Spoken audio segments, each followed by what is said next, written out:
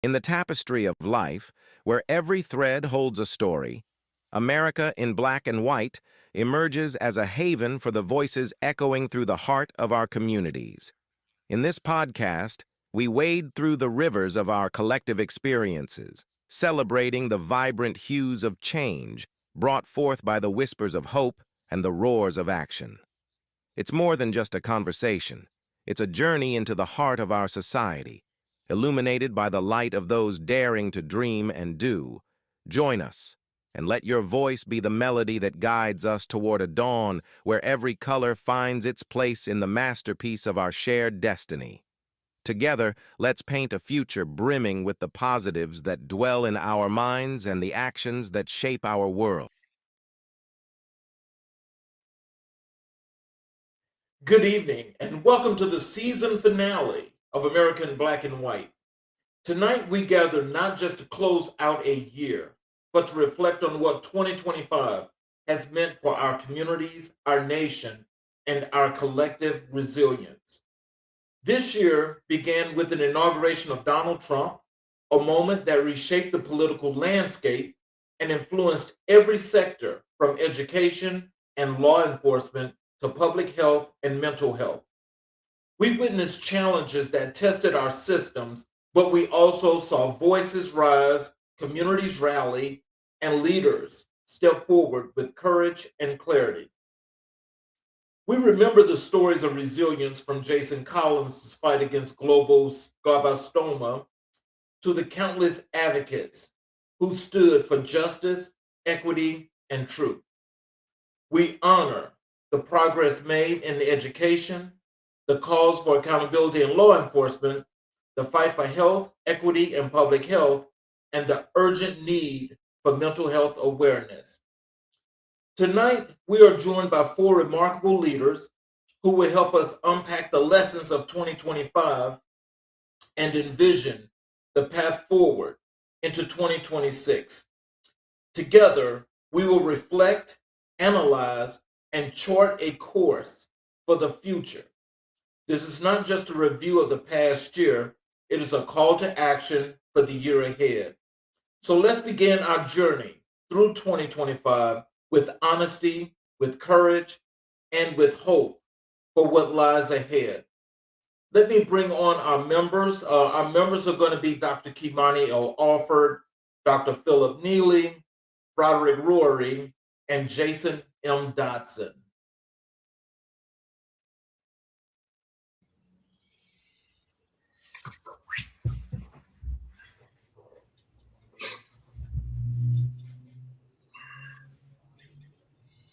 Good evening, gentlemen. Good evening. Thank you all Good for evening. being here.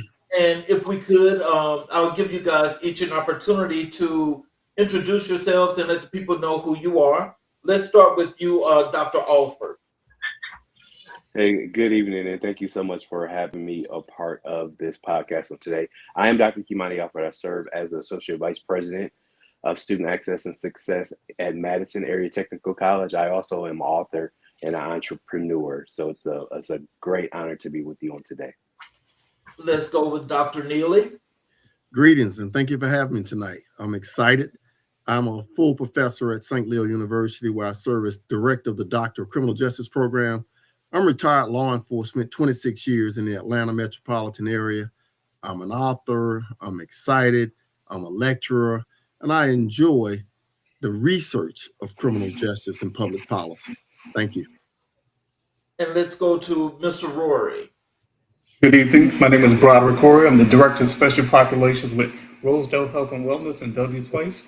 I am a public health professional and LGBTQ advocate here in the South. And let's go to Mr. Dotson. Greetings, I'm Jason Dotson. I am the CEO for Wellness with Jason Dotson, which we are tasked with where we are charged with the task of reducing medical mistrust among marginalized communities. It's an honor to be here. Well, you know, guys, I mean, we're here. We've just had a wonderful start, shall I say. I'll just put it mildly and say we had a wonderful start to the year 2025.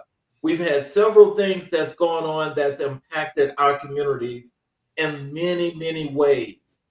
And I want to get this started by kicking off this question to all of you guys, and you can go through and everybody get a chance to chime in on this. But let's start with the year beginning with the inauguration of Donald Trump. Can you tell us, how did this political shift shape your field? Let's start with you, Mr. Dotson. So thank you for the question. And it's an interesting question because it was a shocker to all of us that he won, because he already had a challenging year. So the fact that he was re-elected. So right now,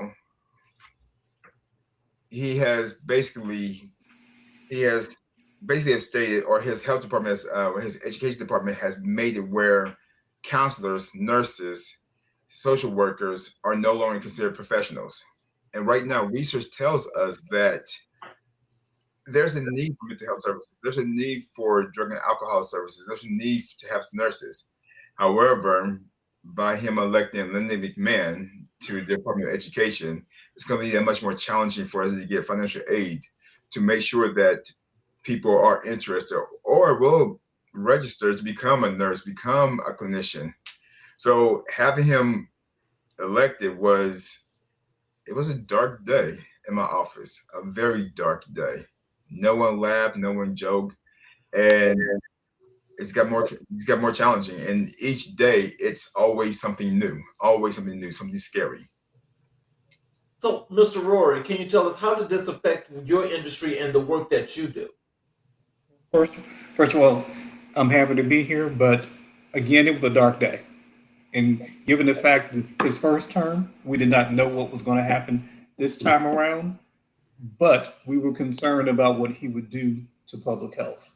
And he really has decimated public health. The CDC, the proposed budget right now for 2026 is going to cut $1.5 billion away from HIV funding. And $1 billion of that will also include an impact to CDC. So public health is on the chopping block. He's eliminated a lot of the services that are attached to public health, and they're across the country. A lot of organizations that serve marginalized communities have had to close their doors. Oh, wow. Dr. Neely, how did this affect your industry? Well, it was eye-opening, to say the least, eye-opening. And I say that because people say my one vote don't count. And I say votes count. Now we see what we get. And this man didn't lie to y'all. He told us from day one what he was going to do. Look at Project 2025. He talked about it. When you start looking at both of my fields, right? I'm a law enforcement officer first and a policy man. He told us what he was going to do. He just gutted the Department of Justice. He brought in unqualified people to run our FBI. Now America has no trust in law enforcement, no trust in the Justice Department. And look at education. You just pretty much gutted education, right? Students of low income or minority students cannot get grants or loans to get in school anymore. I think Mr. Dotson said it best, or it might have been Mr. Roary, when he said he's changing the criteria, saying now nursing is not a field that can be certified to get financial aid for long term. I might be saying it wrong, but look at other areas of concerns, right? Minority people will suffer behind this. We must win the midterm. We must vote. We must get each other educated. We must get each other knowledgeable about what's happening. It changed my field drastically. I see it in local law enforcement. I see it in state law enforcement.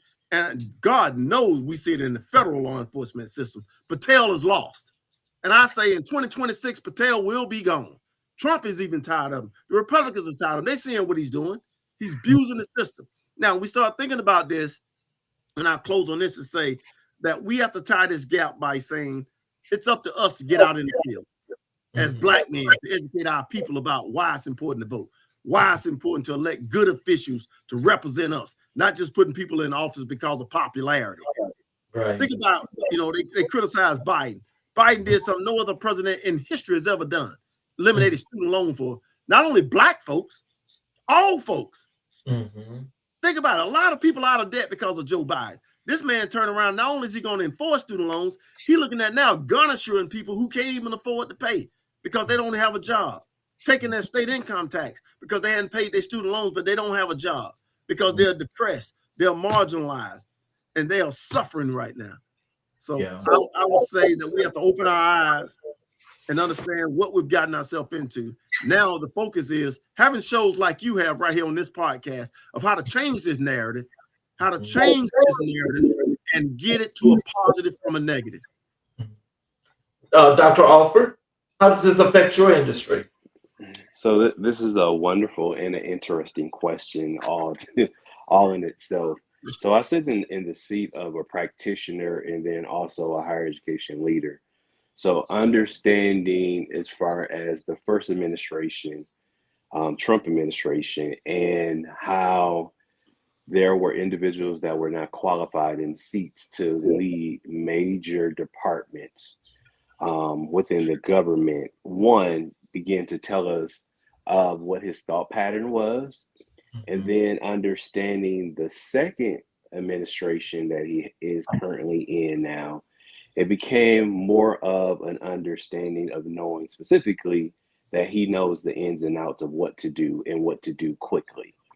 And the reason why I say that is within the first 30 days of his administration, there were mountful amounts of executive orders that were launched and signed that in my industry, as far as in higher education, it created an upheaval when it came into programs like TRIO, when it came into the Department of Ed, having Linda McMahon be the Secretary of Education and sitting in the seat where she has no history or insight as far as what it truly takes in order to lead an organization of that aspect of it.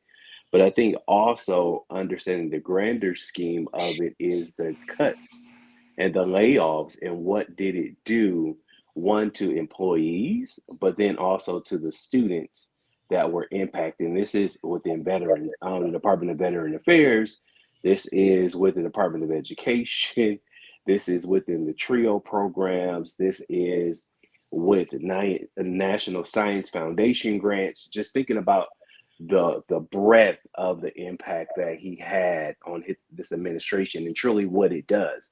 And it does, as some of my panelists have said, impact as far as our marginalized populations to really dismantle what has been built in order to give us access and opportunity within the United States and within laws in order to help to level somewhat of the playing field. We know we're not always going to be ahead based off of how the country is designed, but the positive steps that it has taken in order to give us some opportunities as far as for us to be able to move forward, basically is now beginning to be unraveled, or it has unraveled.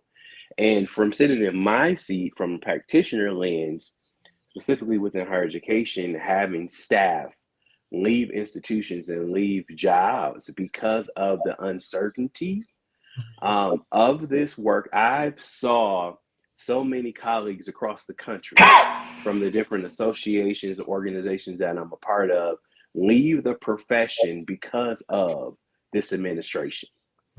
And these are talented individuals. These are people that's doing meaningful and good work. But to leave an industry or an area because of who's in leadership says a lot. And it also creates an environment and a culture where we don't know what's going to happen next. And that level of unrest basically has created that opportunity where it definitely sits somewhere where we have to be able to navigate that. So that's kind of where we are when it comes into as far as where I sit in my particular area. So if I could ask Dr. Alford, how has, and I'm sorry, I wanted to ask Dr. Alford because he hit on something that really hit my attention. How has DEI affected your organization? I know in mine, we took a big hit. Yeah, so I'm a part of course, institution. I'm served at a large public 2-year institution. But then, of course, I am connected to 4-year institutions and then also state, regional, and national organizations as well.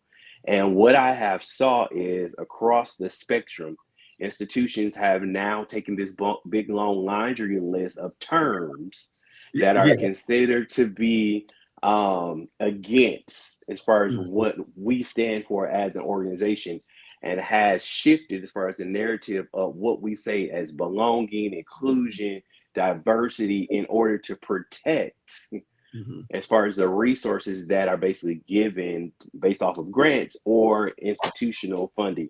And it created an opportunity where institutions basically are now redesigning as far as what the work that they're doing, and trying to take away these buzzwords so that they don't feel that they're jeopardized like a Harvard or Princeton or Yale that was attacked because of utilizing the language. I had a conversation probably about 3 weeks ago with a regional association of financial aid administrators, and we're having similar conversations about that. And we're not even necessarily connected to the federal government or receiving funding from the federal government, but the institutions that we serve are. So it's a domino and a ripple effect that's impacting this based off of what is considered to truly be supporting the diversity, equity, inclusion, belonging type of efforts that are occurring on our campuses. And I have also saw institutions completely remove DEI areas within their institution because of the fear of it, but then also not wanting to be targeted based off of this administration. Excellent question. Yes, sir. I want to do a follow-up and just get you guys' opinions on this. And this follow-up is based on my actual experience itself, being a former investigator with the United States Department of Labor. And that is when Jason mentioned about the nurses being stripped of their professional title and being made just a regular employee. What I think a lot of people don't understand about that is in 29 CFR, that part is part 516. That in itself has got to be rewritten because of this.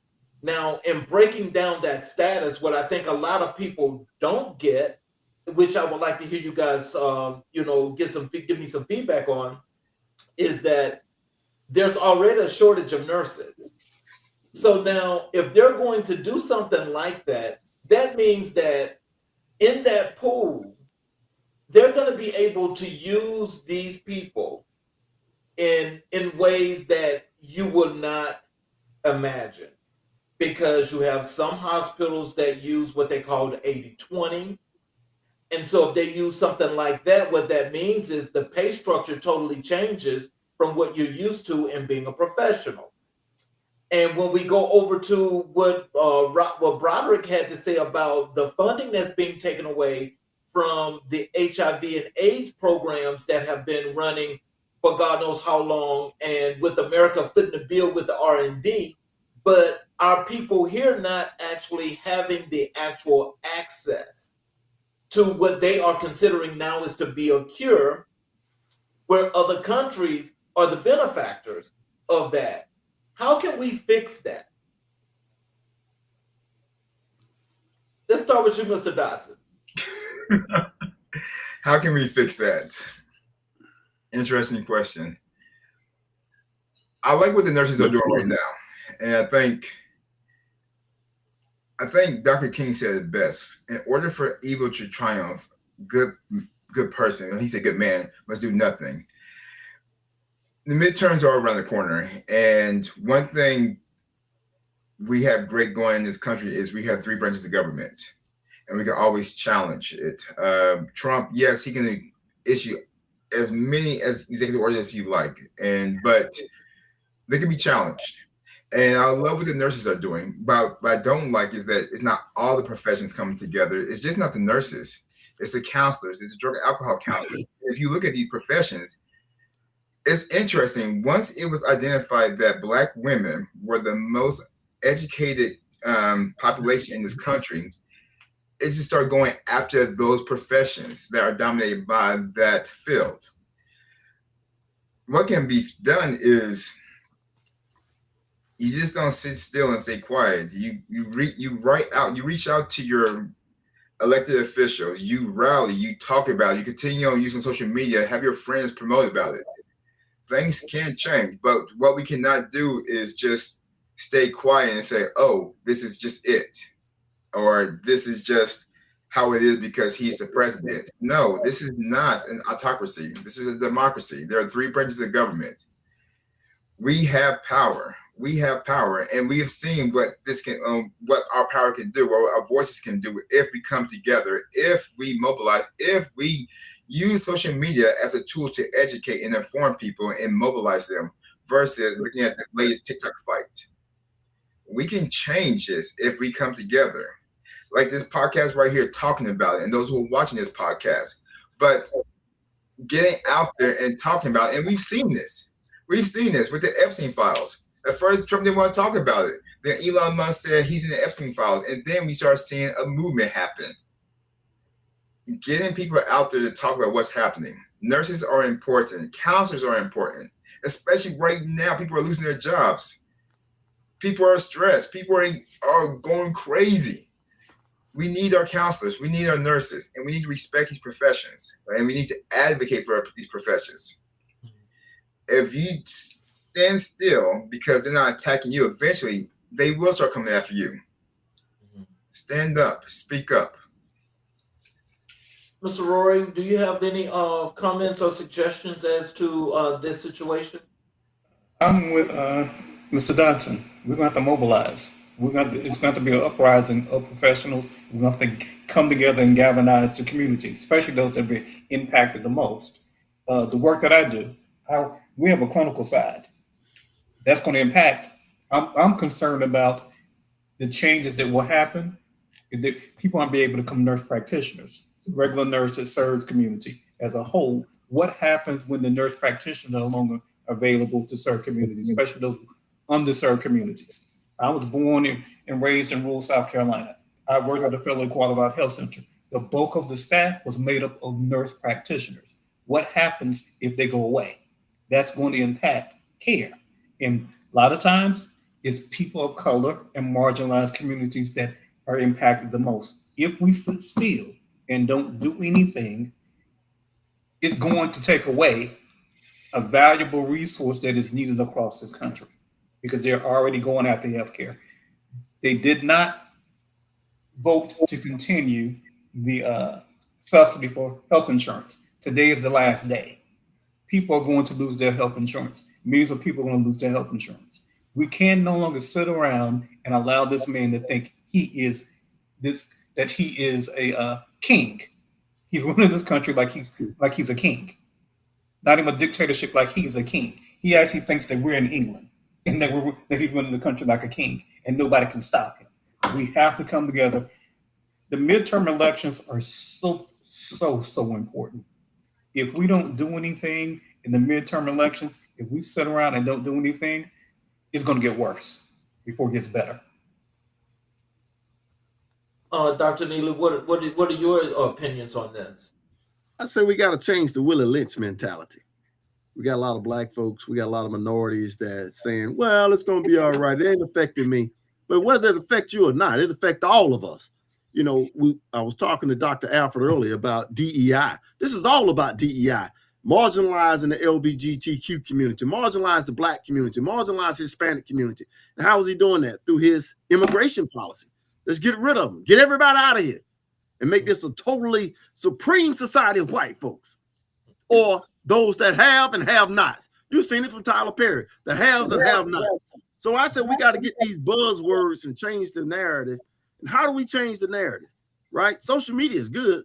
We got to get on national television, national syndicated radio with Al Sharpton, what is MS Now, Fox.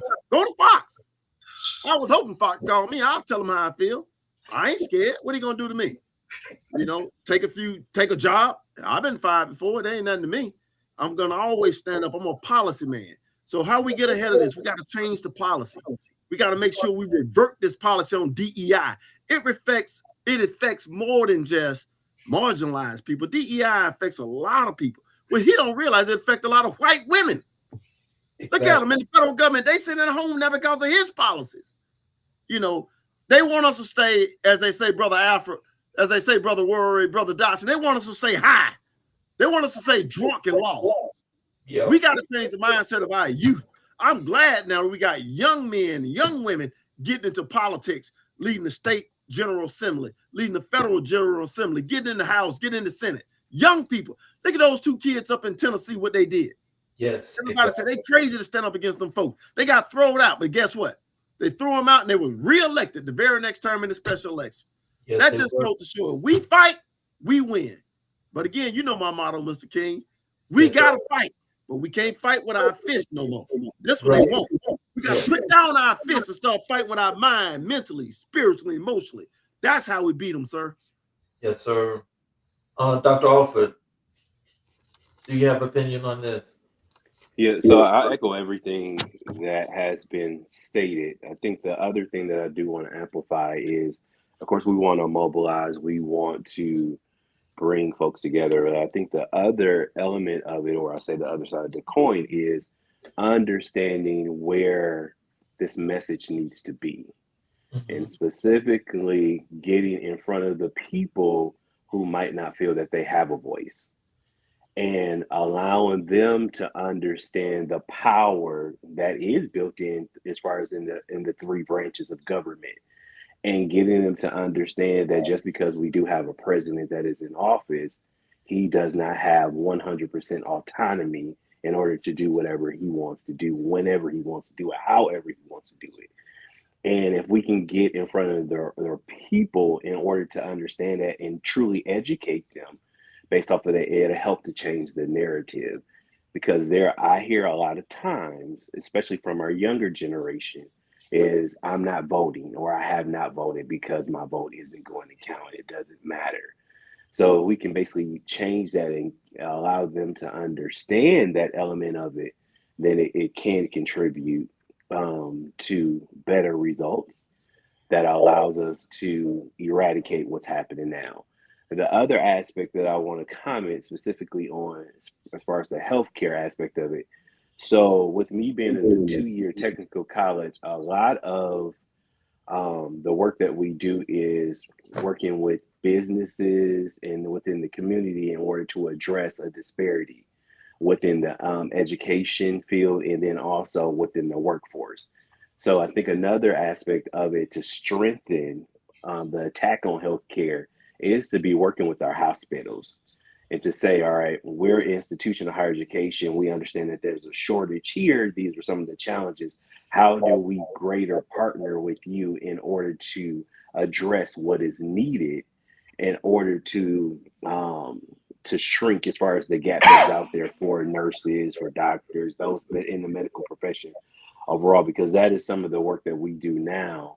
And it helps to understand that aspect of it, because community college students, in our cases, we're doing RNs, LPNs, things of that nature, partnering with 4-year institutions and other graduate type of institutions, and building those relationships with those institutions or organizations, companies within our communities, helps us to train our communities for those who's going to go back into the community. So that's a huge distinction when it comes into a community college. We're not basically training people to send them off somewhere else. We're training people to go back into our actual communities that we're living in. So doing that partnering and then building as far as that awareness up front, I think will also help to address the whole healthcare aspect of it that we are seeing now that's arising due to the administration. So, Mr. Roary, can you tell us, in as much as detailed or however you can explain this, can you tell us, how did 2025 shape public health priorities? It shifted everything. With him dismantling public health, with him gutting the CDC,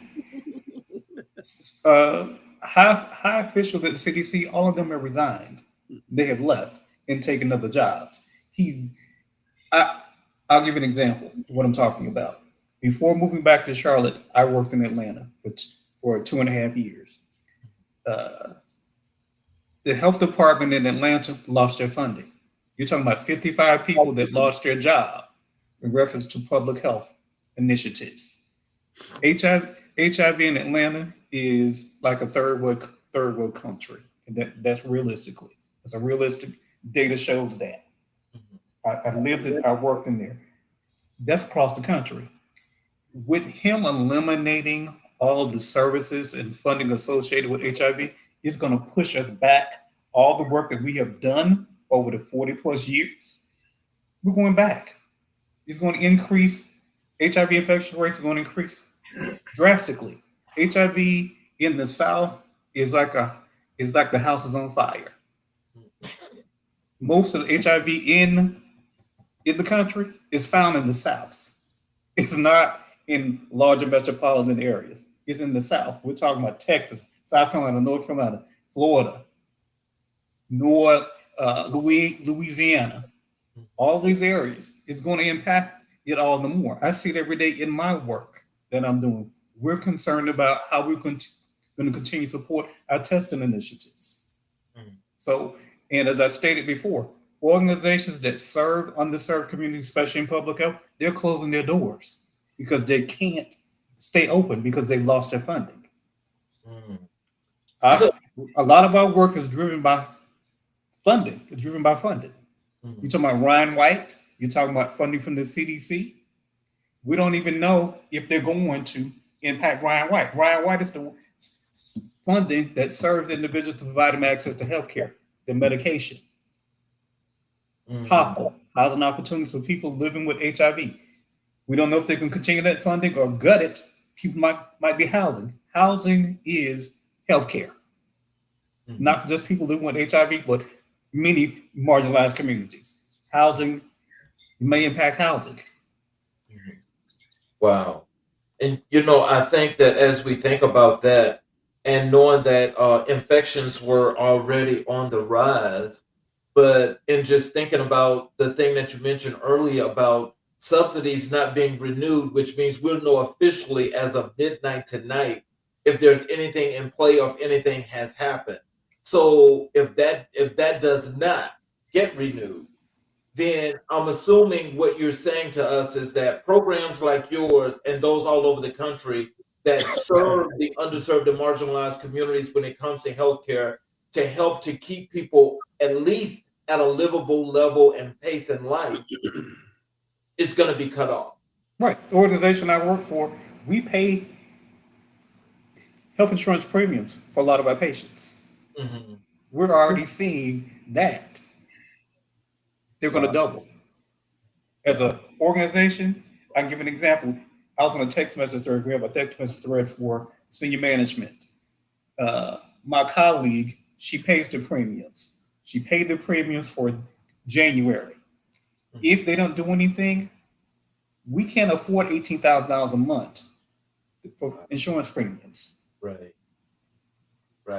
So that means if they don't do anything to change the subsidy, to put it back in place, we have people that will lose their insurance.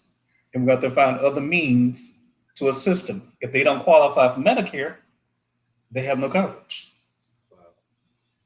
And people living with HIV, a lot of them have comorbidities. Yeah, exactly. The HIV is under control, but you may have heart disease, kidney disease, other things associated with it. Wow. Dr. Neely, can you tell us what lessons, as from a law enforcement perspective, what lessons did 2025 teach us about accountability? The public service is suffering because right now, we all know that public service is a thankless profession at this point. Nobody cares about the police. Nobody cares about fire, EMS, or any other public service workers until they are needed. And once they're needed, they all want us. Let crime start to rise. People want public service. They want law enforcement. Let HIV diseases, like now we got the super flu going in Atlanta. People want nurses. They want doctors. Let gunshot victims continue. They want ambulance service. They want fire patrol when we have these fires occurring inside of these local areas. The lessons I've learned is that we got to stay awake. I think we've been sleeping too long. And as a public servant, we have to eliminate race, religion, and politics because they have infested our profession like a cancer. They're eating us from the inside out. That cancer is killing us. Can you imagine you roll up on the scene as a law enforcement officer and you make the decision whether you want to deal with this person because they're a Democrat, Republican, LBGTQ, straight, queer? Doesn't matter. But that's what police officers and law enforcement officers are faced with right now. Oh, they're just another old poor black guy. And, you know, I just see it all the time in my profession. I think it's getting worse now when they say, well, she's just a prostitute. Who cares? She's a human. She's a human, whether she's prostituting or not. That's how she make her money. If that's her way of making her money, let her make her money. Right. You get immigration. When they ask, I got people now asking, are you Democrat or Republican? Why? I said, I'm American. That's what law enforcement officers are. We're supposed to be neutral. We're supposed to be unbiased. But you tell me you find a neutral, unbiased law enforcement official right now in 2025, going into 2026, and I'll pay you. They all got their own biases. They all are influenced by race, religion, and politics and this mess we got going on. It has changed the profession. Think about January the 6th. Can you imagine going back to work as a military employee, as a law enforcement officer? You go back in the roll call and you see the guy, same guy you saw out there allowing other cops to be hurt, other people to be injured, and you're a law enforcement officer, you sitting in roll call laughing. I got a problem with it. It taught me a lot of lessons. First lesson it taught me is to keep my head up and wake up. They said, do thy duty, that is best, and leave unto God the rest. Lord, I'm calling on you. I know that's right. I know that's right. Mr. Dotson, Yes. how will 2025 reshape mental health priorities? Well, listen to what everyone's saying. People are losing their jobs. People losing their health insurance. People are watching disturbing videos on social media of ICE going and terrorizing their community.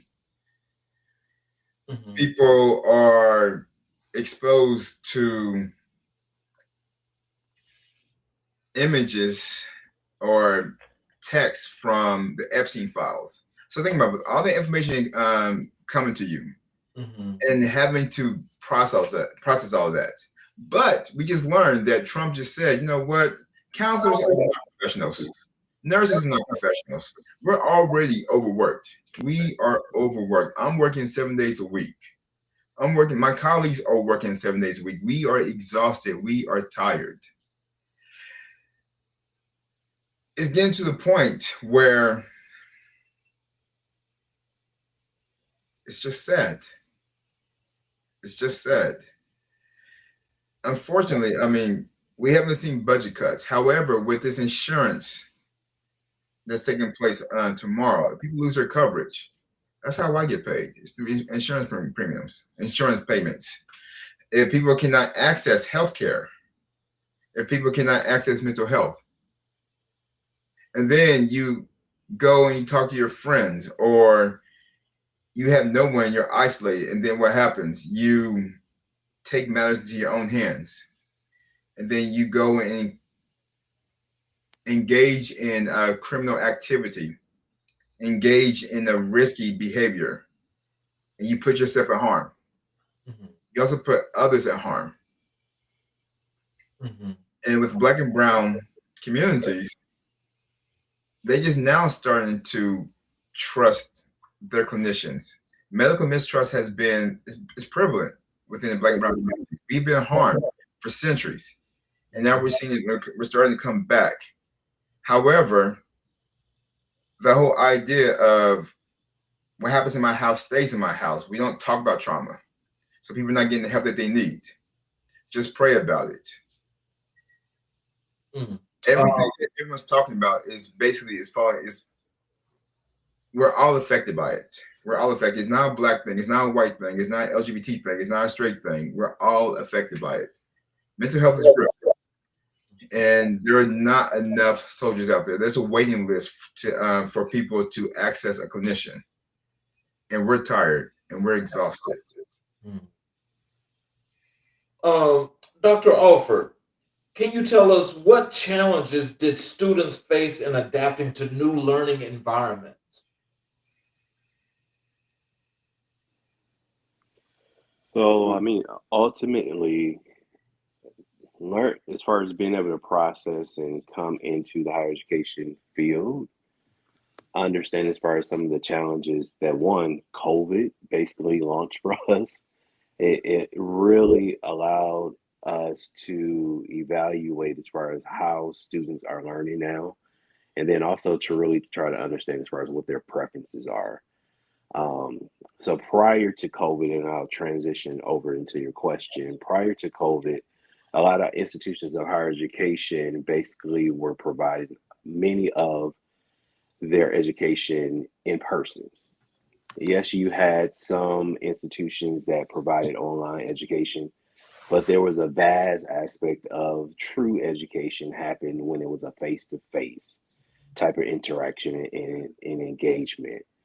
COVID allowed that to shift, and when that shifted, it brought about as far as different situations that surface. You ran into food insecurity situations, ran into mental health challenges, you move from the whole aspect of an academic setting and looking at academic support to a well-rounded holistic support structure within institutions, where institutions can no longer just look at what is needed for you to be successfully when it comes into the academic rigor of your particular program, but now what's going on in your life that is creating your situation that's not allowing you to be able to study, to be able to focus, to be able to provide food on your table, to be able to have access to emergency funding. So all of that plays into the fact as far as the way students are learning.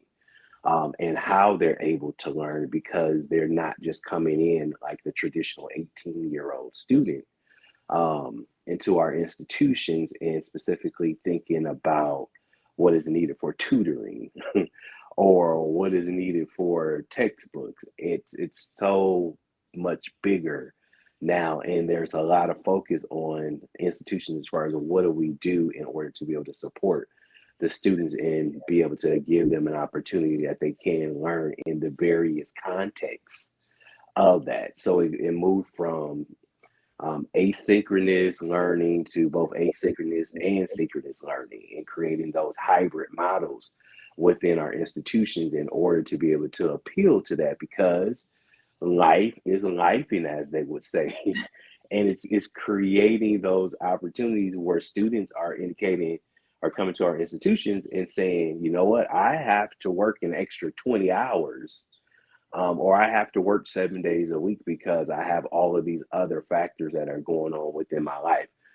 How can this institution now be able to support me in my learning opportunities? So is it an all online program that still gives them access to the educational elements that's required for that program? Or is it other elements as far as fast paced components of it? Because in a traditional aspect that I'm pretty sure many of us understand is usually you think about a semester, 16 weeks, 18 weeks, the student comes to the institution and they're taking their classes.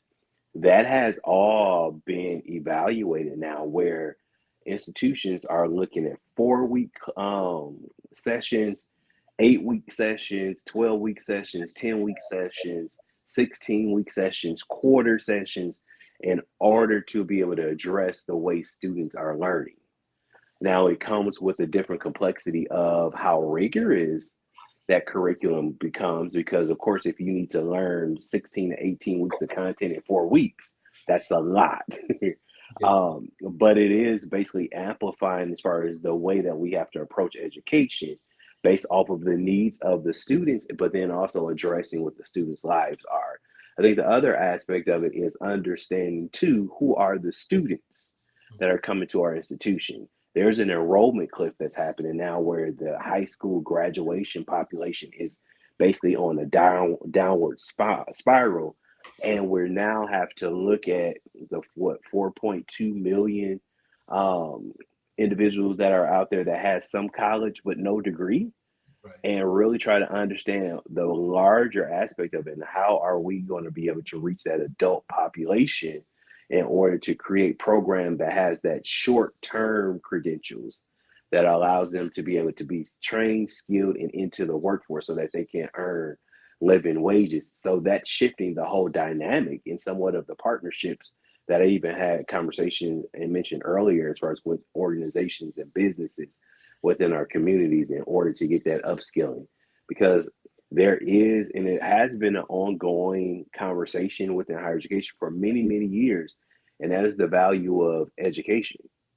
And what does it truly mean? We all know, I believe, that education is valuable, but what are the ways, in the sense that we can administer education that truly brings upon that value? And I think we're seeing a lot of it within the tech field, where you have short credentials and certifications that people basically are making more than folks that have college degrees based off of these short 6 week certifications based off of a particular skill. So that's changing the whole dynamic now as far as how we educate students and what the students actually need when it comes into higher education overall.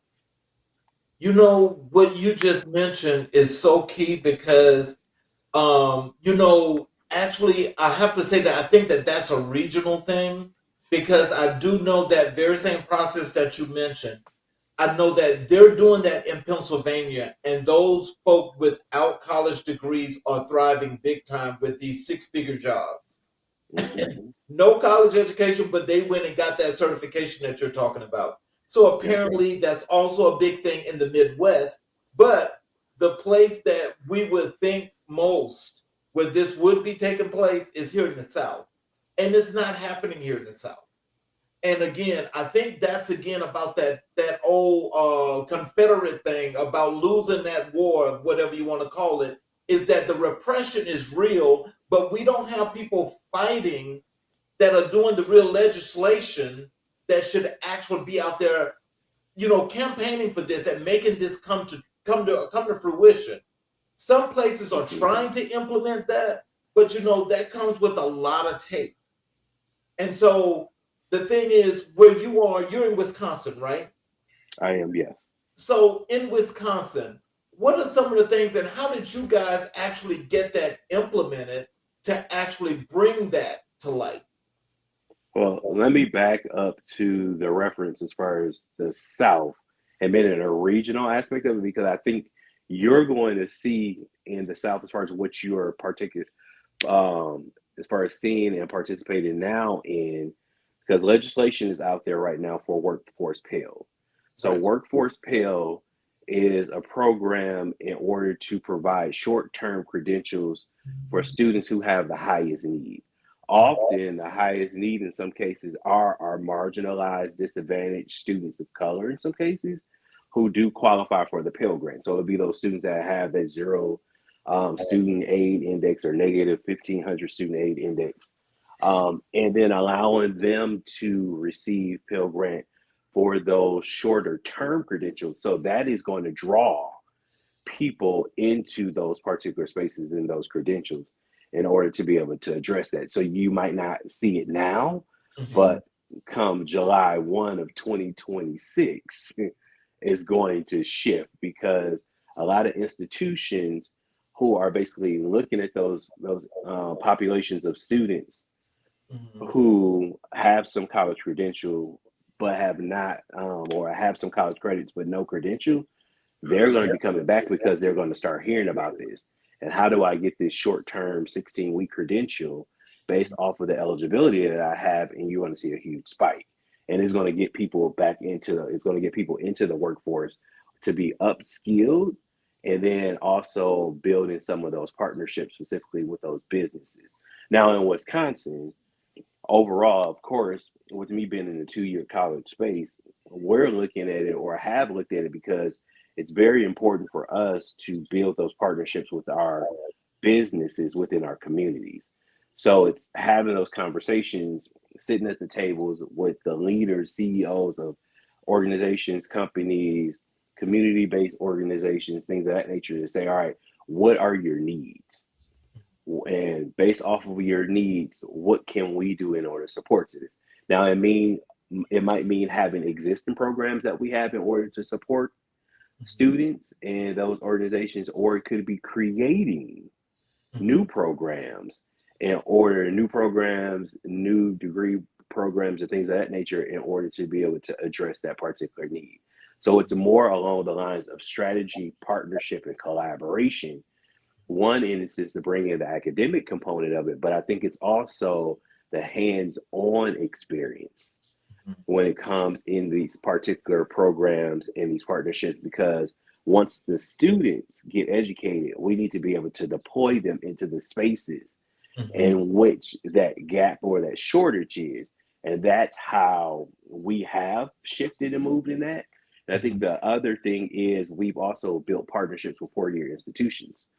In order for that student that does has that aspiration to get a four-year degree, how do we build those 1+1s, 2+2 programs in order for them to get an associate's degree from us and then transition over to a four-year institution and continue it over in order to get that particular degree. So it's those elements. So it's a lot of different plates that are spinning up in the air that's going on at the same time.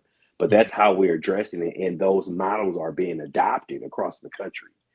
So it just didn't stop with us, but it's being adopted across the country. And a lot of people are being pulled to the table in order to have those conversations. Dr. Neely, is the institution that you work at, are they looking at doing anything of the sort like that with these kind of programs? Yes, sir. We are. We really building our internship programs, for undergrad. But mainly for me, I teach in the graduate program. So I hadn't taught undergrad in a long time, but I was an undergrad chair for about 5 years. And we focused on 3+3. So we had a 3+3 program where they get the undergrad degree in 3 years and they go on and get the master's degree.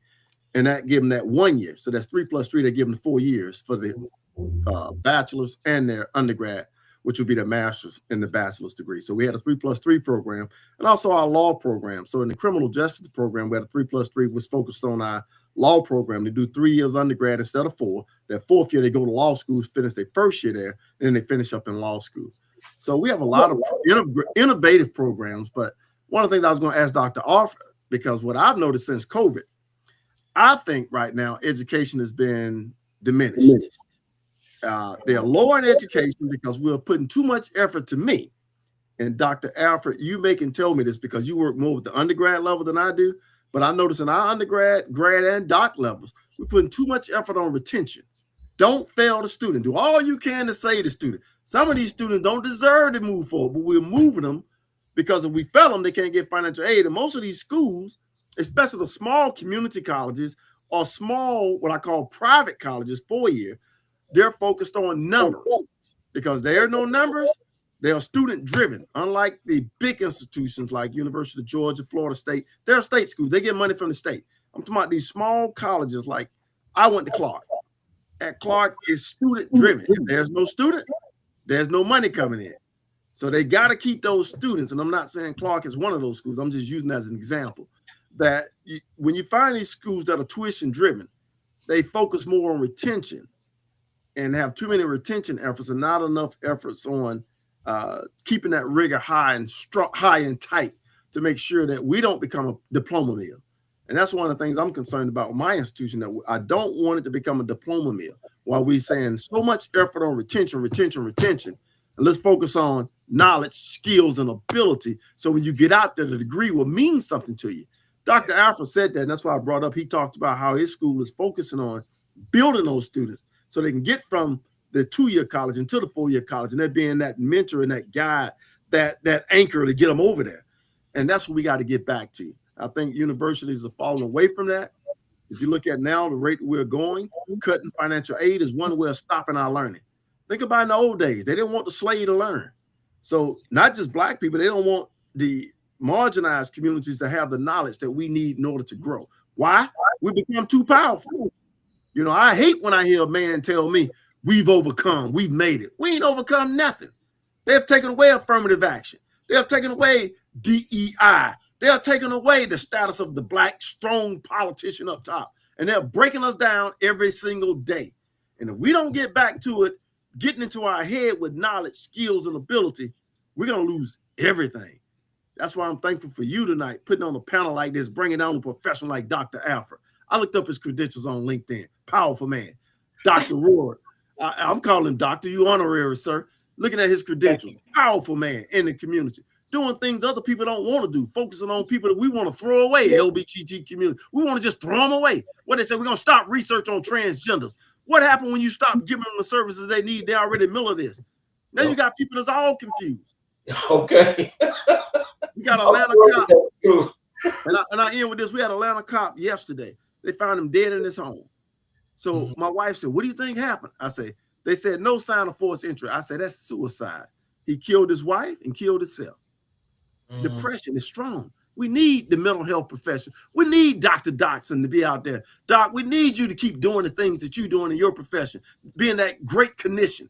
You know, right now they're talking about putting clinicians or psychologists in the cars with police officers. I think we need it.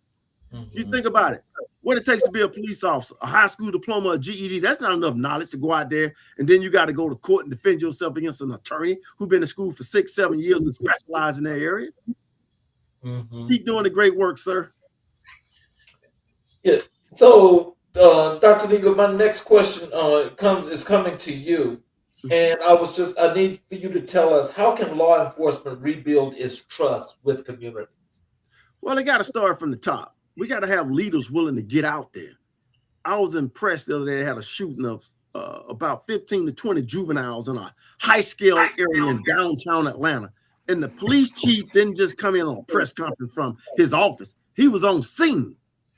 We got to have police officers that care about the community.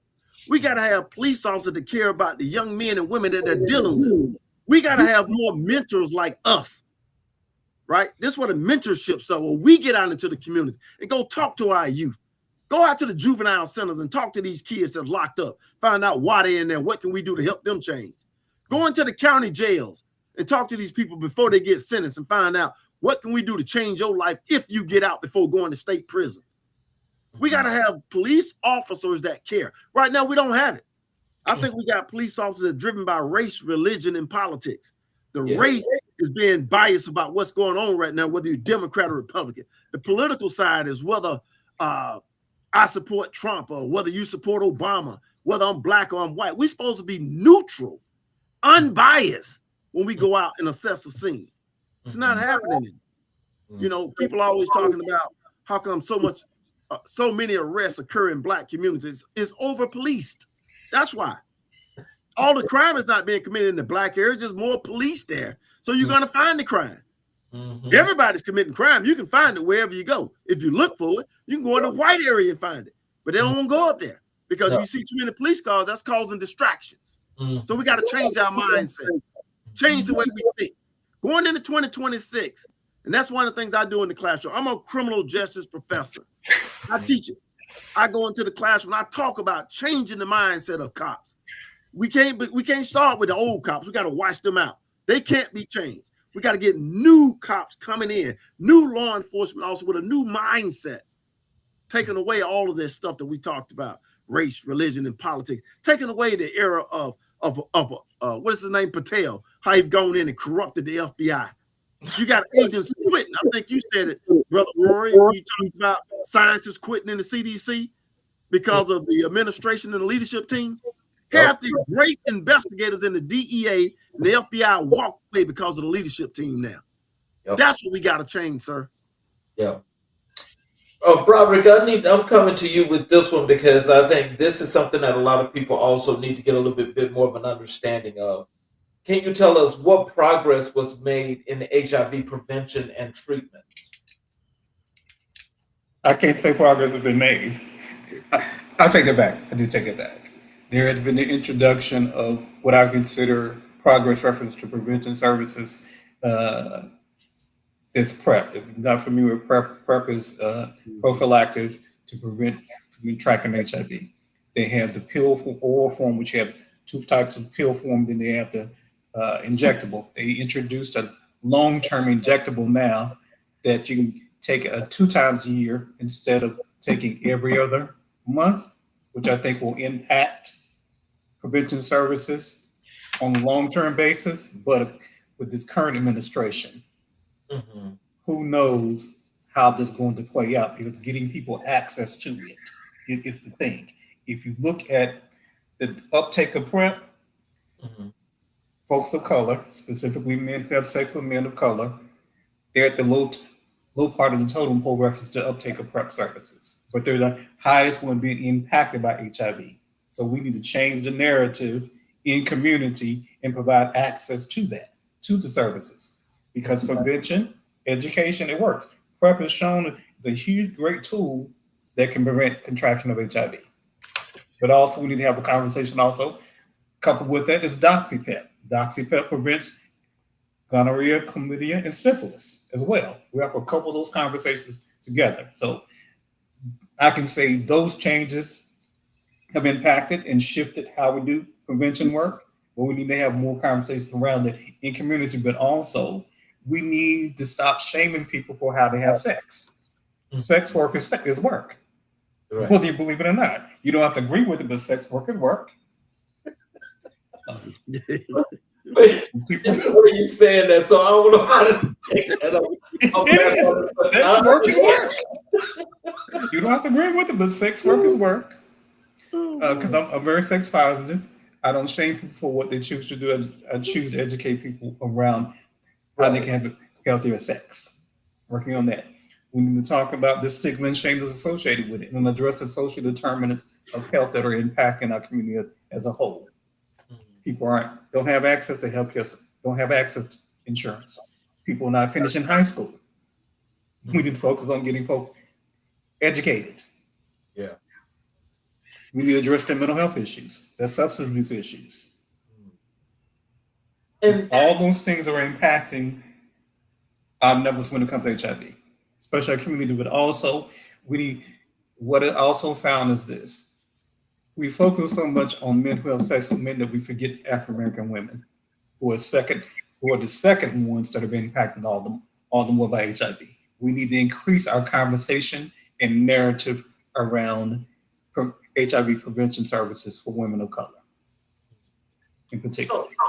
So can I ask you this, Brodderick, as a follow-up? Because what I think is so interesting is that with you also being an advocate and in knowing that these things are actually out there, do you believe that because some people understand that there are some treatments for some of these STIs that, basically it leads to just crazy behavior? Do you think that's the case? We have to talk about technology. This right here, wonderful, wonderful invention. But we have to talk about what's happening with our cell phones. We have all these quote unquote dating apps that give people access to easy sex. You can download it up. It's Jack, Grindr, Scruff, Sniffy, and the list goes on and on and on. They're coming out with more all the time. People are having sex. And it used to be back in the day where you have to work to have sex. Now you don't have to work at it. Some of these apps tell you exactly how close somebody is to you, represent how many feet they are close to you. So with that being said, that has increased people's access to sex and easy sex. Wow. So that's included, that's part of the narrative. We have to talk about, again, stigma and shame associated with HIV or sexuality and how people identify. Sexuality is very fluid in the current world that we live in, but we still have stigma and shame that's associated with it. I'm in the South. We're in the Bible Belt. You have to couple religion in with that as well. Having conversations about religion. I've done prevention work. I love my African-American churches, but sometimes they're very challenging the work with reference to having conversations around HIV. And sometimes I'm going in with pastors and saying, hey, let's do an example. Can I step in your pulpit? Let's pretend like it's Sunday. Let's look out across your congregation. There are babies in your congregation. There are older folks in your congregation. Somebody's having sex in your congregation. If some people weren't having sex, guess what? You would have a congregation every Sunday. So why can't we start talking about sex in a healthy way instead of putting stigma and shame on it? Because guess what? Somebody had sex to get you here. And if you're married and you have children, you had sex to get your children here, did you not? So we need to start having those honest conversations in our community, but also we need to start having these honest conversations at our tables. It starts in our homes. Mm-hmm. We need to start having conversations around our dinner tables about this. Jason, let me come to you here as we just mentioned and talk about stigmas. Can you tell us what role did stigma play in 2025 when it came to mental health?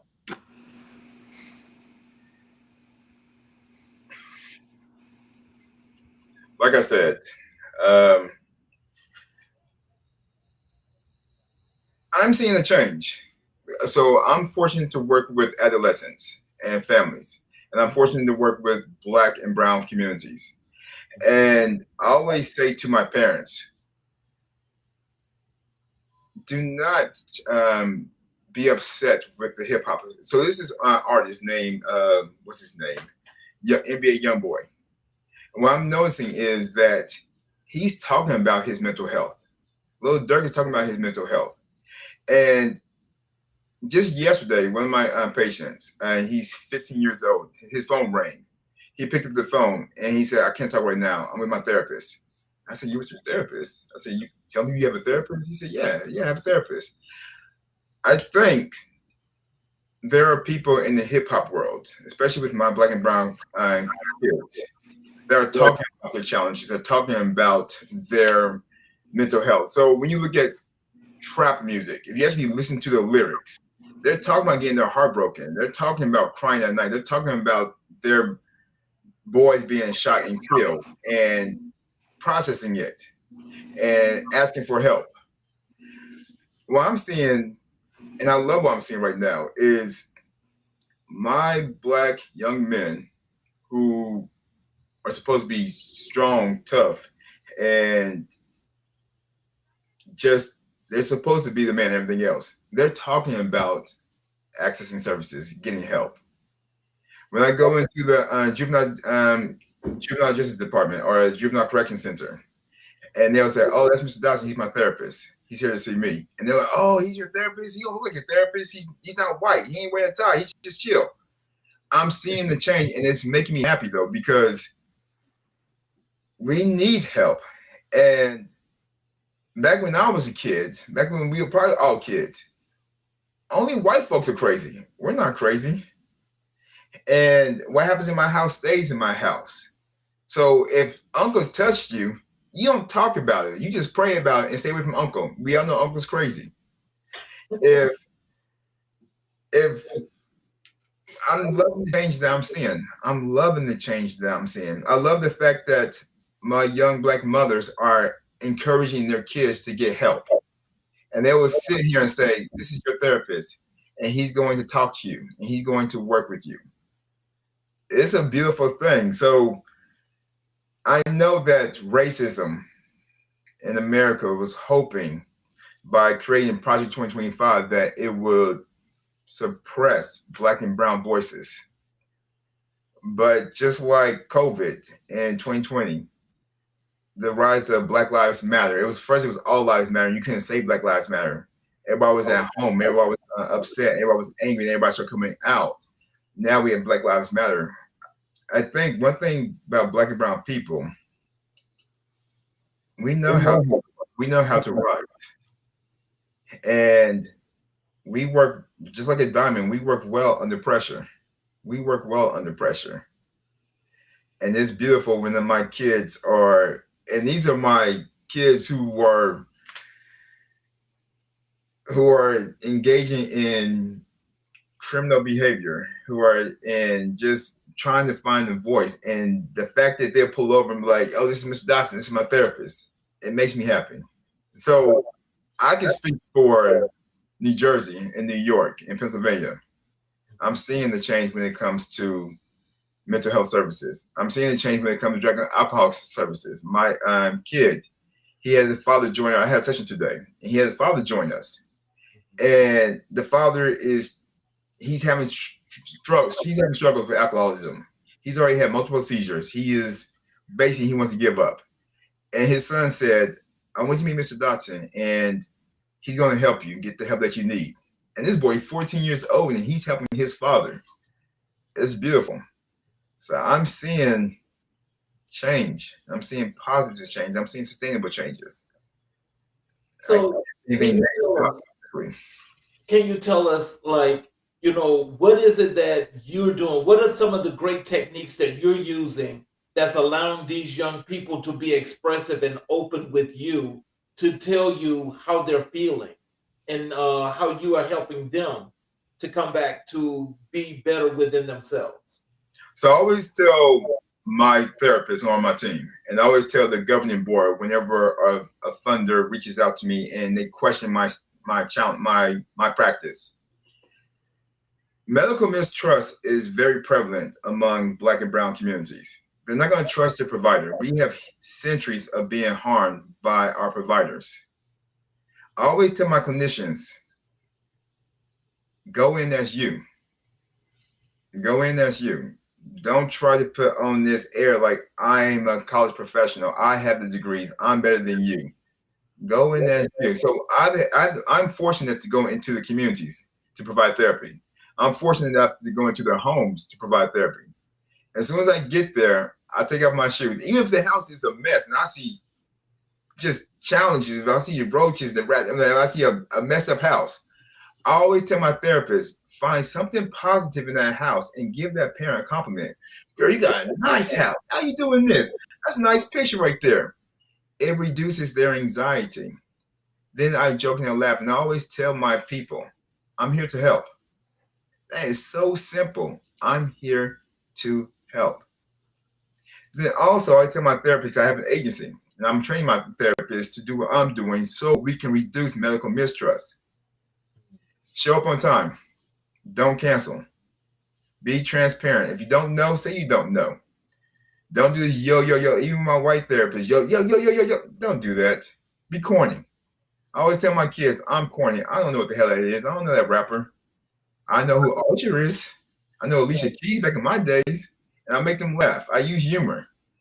But I bring myself. I build report first. And then once they start talking, you show up. You show up and you listen. You don't try to give advice. You allow them to be heard. People need to be heard. Dr. Alford, how has technology changed the classroom experience this year? Oh, it's changed it, or yeah, it's changed it in big ways. I think ultimately, and this is probably the most impactful thing, has been the integrity of academic rigor when it comes into the use of AI. And I've seen it transpire probably over the past year and a half, where at one point I was sitting in a conference and there was a presentation. It was a large conference. I think we were probably 2,500 um, higher ed professionals in the room. And part of it was basically a conversation specifically of what does it truly mean for a student to utilize AI technology within the classroom? And does it necessarily mean that they are not um, adhering to the academic integrity of it? But also, how can a student leverage it, or how can institutions teach students how to leverage AI in order to be able to support their learning? So I think that's one of the ways specifically that we're seeing a big boom when it comes into technology within the higher education aspect of it, or even within the classroom all in itself. Outside of that, it is really just understanding as far as what innovative things are happening within the world that basically can be transitioned back into the classroom space in order to give that real world practical insight and understanding. And I have conversations with my teams all the time, is how do we create environments and spaces for our students who are receiving different experiences within the world as they're going to shopping malls, as they're going to their hospitals, as they're going to the DMV, And what are those experiences that we can bring into the higher education realm in a sense that is mirroring that or even ahead of that from the innovative aspect of it? And a lot of times people say that higher education is actually behind. Like, how can you be an institution of higher education learning and be behind as far as the times? It's so crazy when it comes into the as far as thinking about that, as far as the whole irony of it. But if we can create those spaces and utilize the technology in order to leverage that, we'll also continue to see as far as it progress and then ultimately wrapping into as far as the whole technology aspect of it. But AI is probably the number one trending tool or resource as far as that's out there from things like, of course, ChatGPT. You have other platforms like Claude that people are saying that they're having their whole reports and dissertations that are written from Claude that's extracting all of this information. But even designing Gamma Gamma AI, designing actual presentations utilizing AI.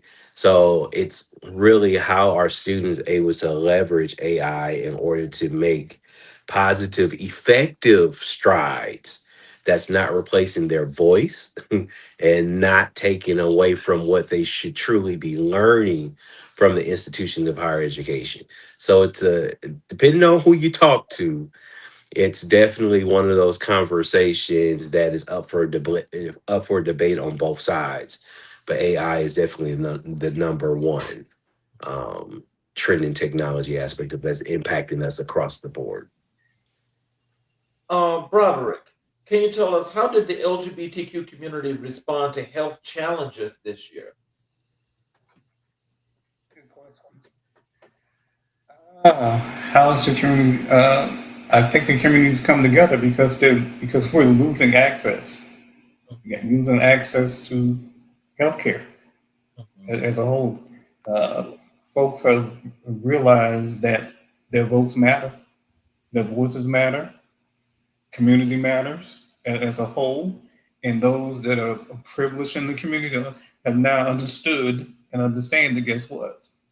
You're a part of becoming marginalized all the more Mhm. because of choices that you're making. So I think that's the big thing in working for an organization that serves primarily their community, finding ways to better serve the community and pull from resources that aren't there, making resources if you have to make them, Mhm. making a way out of no way, Mhm. and collaborating and capacity building in new ways in community.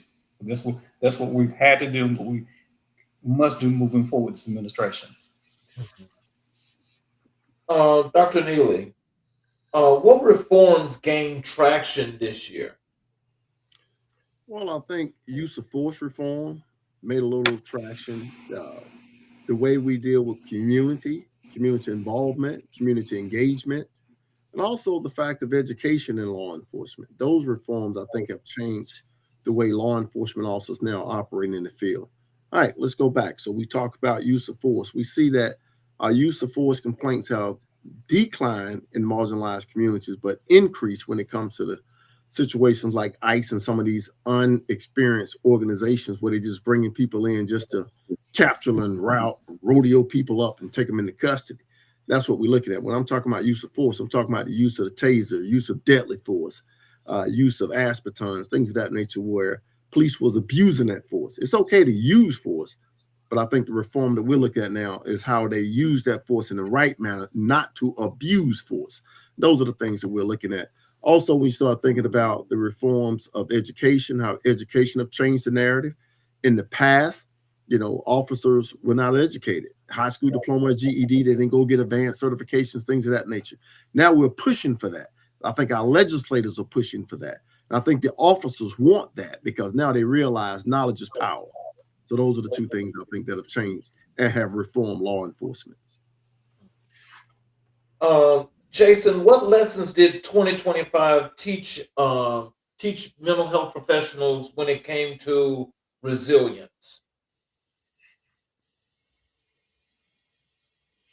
What lessons when it came to resilience?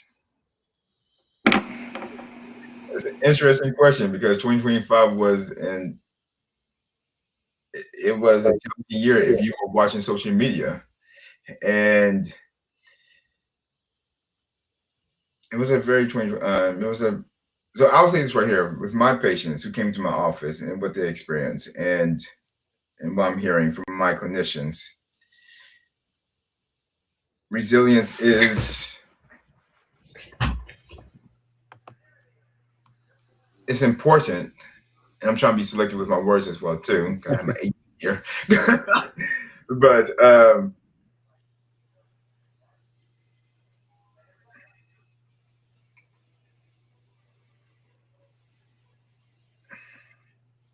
this has been an interesting year.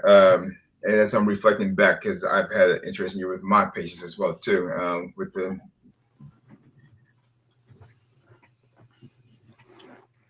When it comes to resilience in 2025, and with clinicians and with communities, not giving up. What I'm seeing right now is people are accessing care when it comes to mental health services. The fact that there's a long waiting list, there's people are complaining that they cannot get help. However, they don't stop trying to get the help. They understand that mental health services can help. Like I said before, there are artists who are talking about their mental health challenges. It's no longer taboo. It's no longer something they should be ashamed of. You're no longer seeing a shrink. You're seeing a licensed clinical professional. We're seeing people just showing up, talking about their challenges. Even when someone engages in a criminal behavior or in someone creates harm, and people are talking about, well, did that person have access to care? Did that person did somebody reach out and help that person? Did they have unresolved childhood trauma? Did they not have access to care? And if not, why not? And right now, with the new year coming and the substances that may be declining, we may see a challenge with people not getting health care. And we may see people engaging in riskier behaviors, harmful behaviors, and using illicit substances to cope with their stress. So let's take it from this perspective. When we think about the profession itself, the mental health profession, what punches did it take? Prior to this year, the punches that were taken and the throwing stigmas and things of that nature. How was the profession able to bounce back with this resilience to get people to now be able to accept clinicians such as yourself and the help that you guys give? What kind of resilience was that? How did that work? See, I'm trying to understand the question as well too, because maybe I'm at a different maybe what's happening in New Jersey is different then, because what we're doing here in New Jersey is we're getting people the help and the care that they need. And I understand that different states operate differently though. And I can't speak negative. I know that each state is different. However, New Jersey, when it comes to healthcare, I mean, yes, we're a very fortunate state and we have the resources. So we're able to give people the help that they need. And there are so many community-based organizations out there that are pushing mental health services. So we have the support. We're working with each other. We're not, and I know other states are not fortunate to have what we have. But even if you don't have insurance, New Jersey finds a way to get you the help that you need, with especially when it comes to mental health services. You're going to get the help that you need. So we need to get the pushback. So I can't speak on the national level. I can only speak on what's happening in New Jersey. Okay. Dr. Neely, what role does ethics play in leadership today? Well, it plays a great role. That's the problem we have right now. Most of our leaders are not ethical. most of our leaders shouldn't be leading. You know, in order to lead, you must be a good follower. You know, God gave us 2 ears and 1 mouth for a reason. We can listen more and talk less. We don't want to listen to the people beneath us on the side of. We want to just give orders and dictate. It's not a good leader.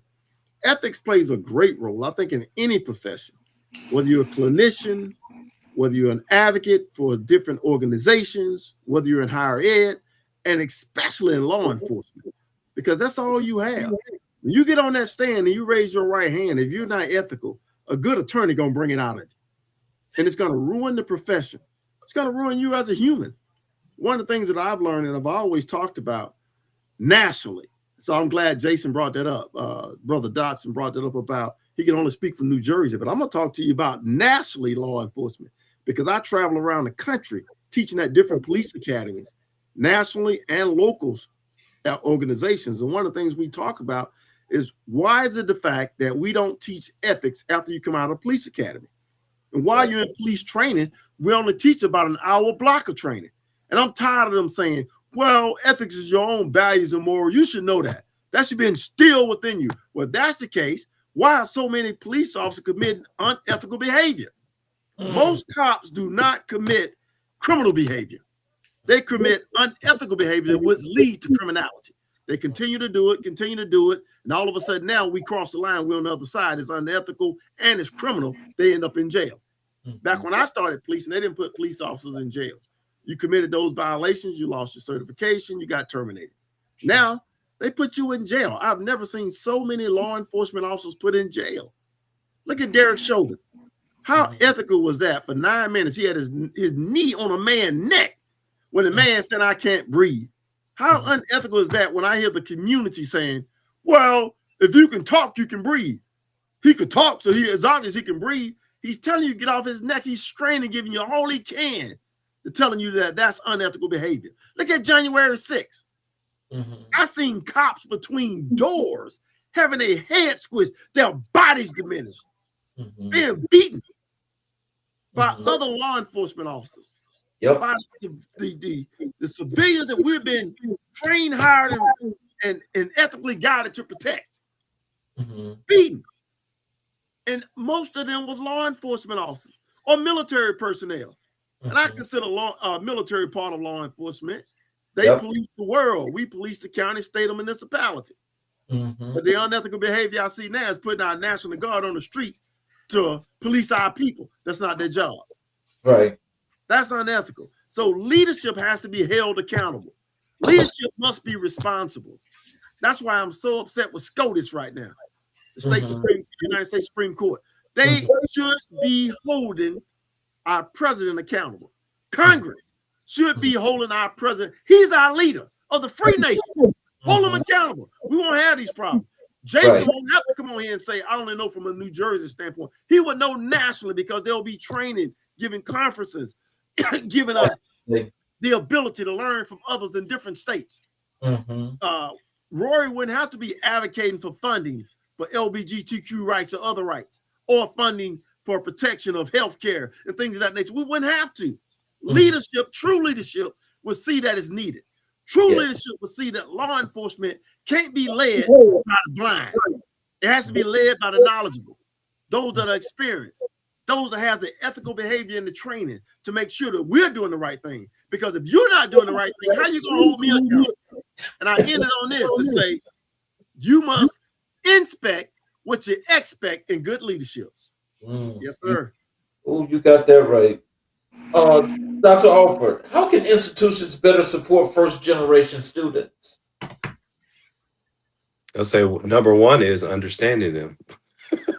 One challenge that I've always had with institutions, sometimes when we're looking at supporting Black and brown students, first generation students across the board, as far as that come to our institutions, that does not come from the background of being exposed to education, is sometimes we get in our seats and we forget that as far as the knowledge and the insight that a student needs is not the same knowledge and insight that we once had. And sometimes we make decisions thinking that we are the student and not understanding that the demographics have shifted, the student needs have shifted, and we make these decisions for students without talking to the student. So I think the best way to address to support a first generation student is one, approaching it from a trauma informed care type of mindset to really understand the background of each individual student and making sure that it's personalized and not. So having an opportunity where you are meeting with the student and supporting them in order to be able to address what's your story, what's your individual unique story that you're bringing to the institution in order to support your journey while you're here. And then also be able to support your journey while you're transitioning. The thing is, when it comes into first generation students, we know that they're coming to an institution of higher learning without having the necessary insight of what it takes in order to navigate our systems. And the reason why I say navigate our systems is because when it comes into that whole aspect of it, it's these are processes, systems, operational rules that we've created within our institutions that we're expecting our students to know. And that's not always the case. So being able to create a mechanism where we are meeting that student where they are allows them to be able to navigate our spaces with integrity, with ease, and with relationship building.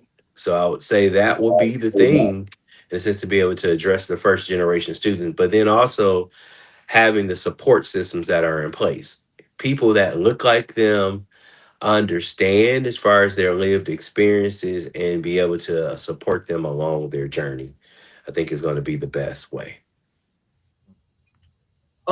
Brodderick, so people can understand what it is to be an advocate and with the work that you do. Can you tell us what role did data analysts, the analysis of the data, how did that play in public health advocacy? Data drives funding. It's just that simple. The numbers determine where funding goes. Mhm. In particular, I just use this example. Years ago, because I've been in public health now for 20 years.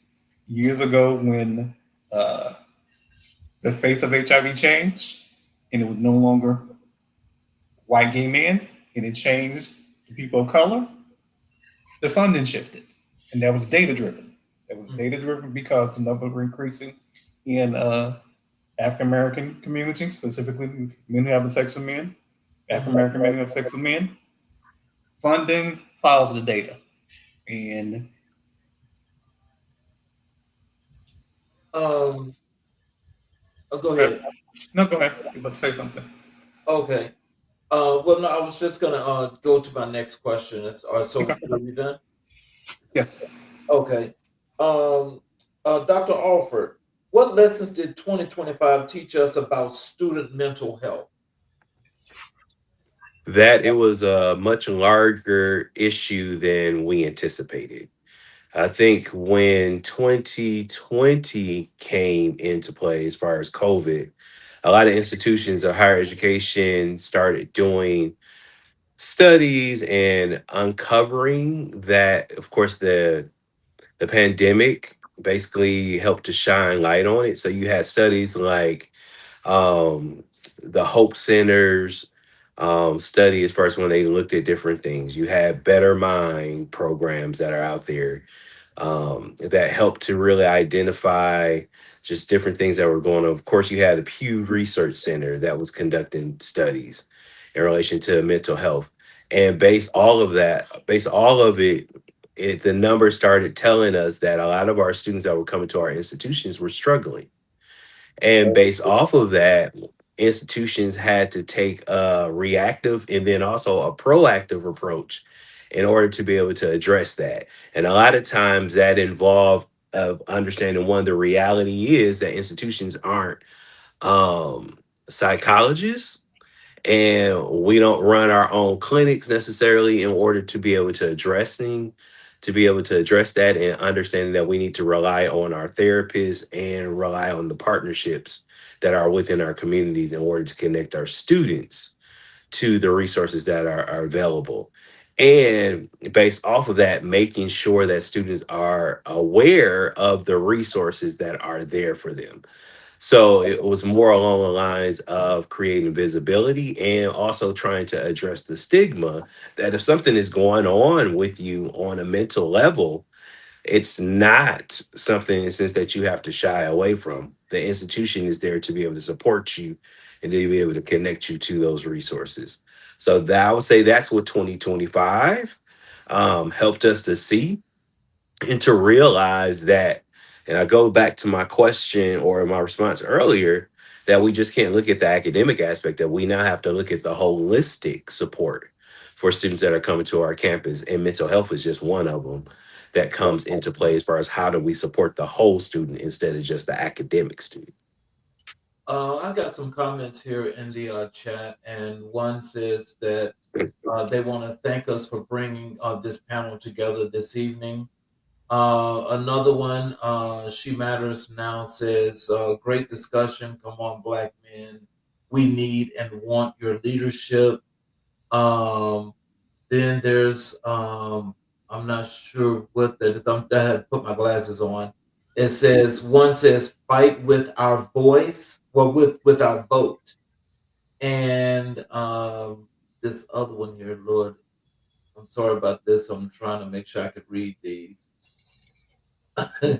um, let's see. This one says, I guess it was alluding to from Brodderick's perspective. It says infection rates will skyrocket in POC communities and poor communities. Um, Another one says it's unfortunate. Unfortunately, it's not just getting out and vote. I've worked many of the elections, and I find my folk, my neighbors, will show up to the polls and they don't know who is running or they don't know. So that right there is about education. Where we got to educate our communities a whole lot more. Somebody else here mentions specifically the ballot initiatives. We have to show up and pay attention. Um, the initiatives issues, the candidates, present candidates, what they're advocating have a D in front of their name. So I'm not sure if that means that vote Democrat or what that's supposed to mean. Somebody here else says that they agree. Then there's, but old cops are training new cops. So the old way of thinking is being passed down. Somebody here says prep was progress. And this is alluding to the trans community. As a trans person living in Atlanta, I just want to genuinely thank you for acknowledging the calls to throw us away as a peace offering. I stand with you. Um, this one says, that's right. Then this is about the oldest profession. When you were talking about sex workers, what are some of the mental health challenges faced by marginalized communities? Jason, would you like to help with that question? Yes. Not having enough providers that look like them. That is, like I said, once it was discovered that, and I stand by this statement, I stand by this. Once it was discovered that Black women were considered the most educated demographic in the country, we start seeing a change in what's considered a professional or not. And we need people who are providers, licensed clinicians who look like us, who understand where we're coming from, who are not going to freak out if we say something that is part of the culture and community and call child protective services on them. That's what we need, is providers who look like us, who are familiar with us and familiar with with the community that they're working with. Okay. Well, there's also a comment here from, oh, that's black gay male. And it says, having healthy conversations about sex. He likes that. Then there's somebody that's talking about affordable regular care with professionals. It does no good to start someone on medications and not follow up for 6 to 12 weeks. This one says, we are under attack. You guys already spoke about education. What about the food and housing working parents who are worrying about keeping a roof over their heads when rent is reaching $4,000 a month? Is there anyone that want to help this young lady with this answer? I mean, I can answer from the context of higher I'll jump in and education. just say that. Okay. Go ahead, Mr. I heard a Alford. voice. Yes, sir. Oh, yeah, I've so in my institutions across the country and then programs, because I've basically served in multiple programs, cohorts that basically address food insecurity. Actually, some of my work specifically on my campus is I led or helped to lead as far as an institutional wide movement where we really analyzed as far as food insecurity, which also uncovered other insecurities on our campuses and really understood as far as who our students were and some of the things that in the sense that they were facing. So it helped to launch food banks. And I serve at a multi-campus institution, and we have 7 campuses. So it made us, in a sense, launch a multi-campus food bank partnered through Second Harvest to be able to address that, have conversations with our dining services for unused or wasted food in some cases, to be able to address that, to understand as far as what our students need, meal vouchers, emergency funding programs, working through our foundation, folks within the community in order to raise dollars to bring awareness of what was going on when it came to food insecurity. We had other things as far as when it came into housing. It really depends on the institution, because you have some institutions that are resident housing that basically they have dorms, they might have apartments and since that they built around their communities in order to be able to address that aspect of it. But then you also have the aspect of it where you might have commuter campuses where that's not the case. So then you have to reach into the communities in order to make sure that there's affordable housing conversations that are taking place in order for our students and those that are within the particular jurisdiction of our institutions to be able to address that. And of course, across the country, it changes based off of the disparity of what housing costs. Like if you were to live in California, New York, housing is astronomical. When you think about that whole aspect of it, but it still traces back to having those conversations with those who have direct control over what some of those rates are. I do know in some states there are specific rules and laws that are put in place that you can't go over a certain threshold based off of income to create some of those opportunities, but that is not the case across the board in all 50 of our states. So being able to advocate and indicate that this is a challenge for both residents, citizens within our communities, and based off of that, how do we create opportunities to form these partnerships or to build communities, housing communities specifically that can be able to address that. But then also um advocating on a state level, federal level to say these are our gaps, and having conversation with the representative, Congress, Senate, and basically get in their ears. And what I've learned is investing time to actually speak to your legislators, writing letters to them, going to visit them at the capitals, things of that nature does move the needle, because a lot of times they want to hear from the constituents and not just someone that's within our state. So that's been one of the strategies as far as that I've saw that has transpired from my seat when it comes into some of the various things that our students are facing, the holistic aspect, the holistic needs of our students that are coming from our communities is those conversations that we're having. Brodderick, did you have anything you want to address when it comes to that?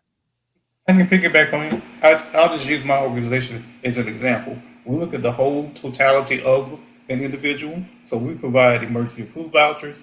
We connect folks to food pantries. Uh, we work with apartment communities where there's income-based housing. Also, like I mentioned before, we have the HOPPA program, which is under the HOPPA program. There's two branches of the HOPPA program. We have Strong Youth with short-term rental, utility, and mortgage assistance. Then you have the TBRA program, which is more tenant-based rental assistance, which is more permanent housing. So we work building collaborations with community, but also use resources in particular to connect folks to community. And sometimes I just don't work with people that are HIV positive. We work with people that aren't positive as well and connecting them to resources and housing resources because it's looking at the whole person, and housing is a way of preventing people from contracting HIV, believe it or not. If you have stable housing, you're less likely to do things to put yourself at risk. And this person states that from a mental health perspective, is saying that that there's a slow progress and sometimes counterproductive to actually stabilizing legitimate mental conditions, even as simple as mild clinical depression. So I'm assuming that that was dealing with one of the questions earlier. And this person says that how does one break the generational curse of mental abuse? Jason, did you want to answer that question? Yes, I want breaking the curse. Generational curse. Generational cycle of abuse, and this is what I do with my youth and with my families. Is basically if someone's accessing services, I always explain to them, share your experiences with your colleagues, with your friends, with your families. Talk about what you've been through. Also, working, so I always tell my therapist, if you're working, especially those who are working with children, work with the whole family. So I always work with the caregiver. I always encourage my therapist to work with the caregiver and applaud the caregiver for making sure that the child gets the help that they need, but also encouraging the caregiver to get services themselves. Mm-hmm. Talking about it, basically social media, and I'm a big fan of social media. It's just how you use it. Going on social media, recording a video, and talking about how mental health services have helped you. And also talking about the trauma you've been through. I always tell people, just because you turn 18, or you become an adult, or you marry that amazing person, or you get that phenomenal job, if you have not addressed your unresolved childhood trauma, it does not go away just because you become an adult. You have to work at it. You have to process it. And it's going to show up in your relationships. It's going to show up at work. It's going to show up. Use your clinician, use the services that in your community to help you process what has happened to you, what has harmed you. And then talk about it. Don't keep it to yourself. Knowledge is power. We're so conditioned to talk about, well, I got mine, now you get yours. Now talk about the benefit of what you got from the services. And that's what I love about some of these TV shows, these the housewives in New Jersey, when they're going to go see their therapist and they're talking about it. They're allowing themselves to be vulnerable. Even with the police officers, and I love the fact that they're encouraging to say, you know what, I cannot handle this right now. Let me get a mental health therapist, or let me get a professional who can help me with this. Allowing yourself to be vulnerable, allowing yourself to say, you know what, I cannot do this and I need help. It's going to require all of us talking about what we're going through. Well, I have another young lady here that says it's very important most times to have a therapist that looks like you. Then this gentleman says it's great to hear that the stigma associated with mental health is changing.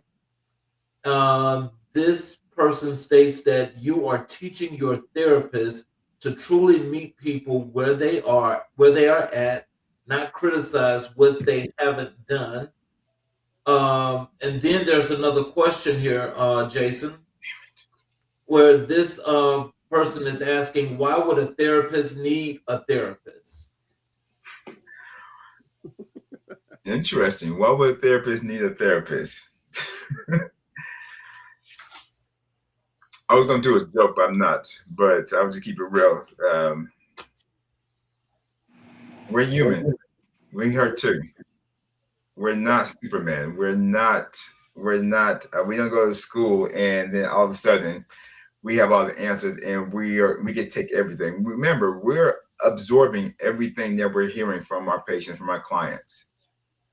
And so my dissertation, so I'm going for my PhD.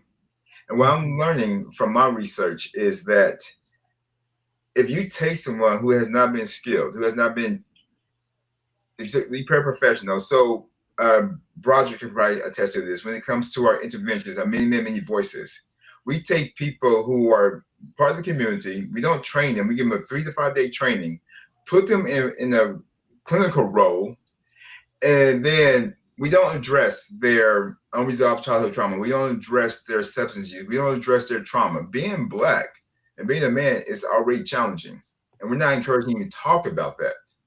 And then you put them in a leadership role to talk about somebody else's problem and to process it, not knowing if we're going to experience transference or counter-transference, if we're going to be triggered.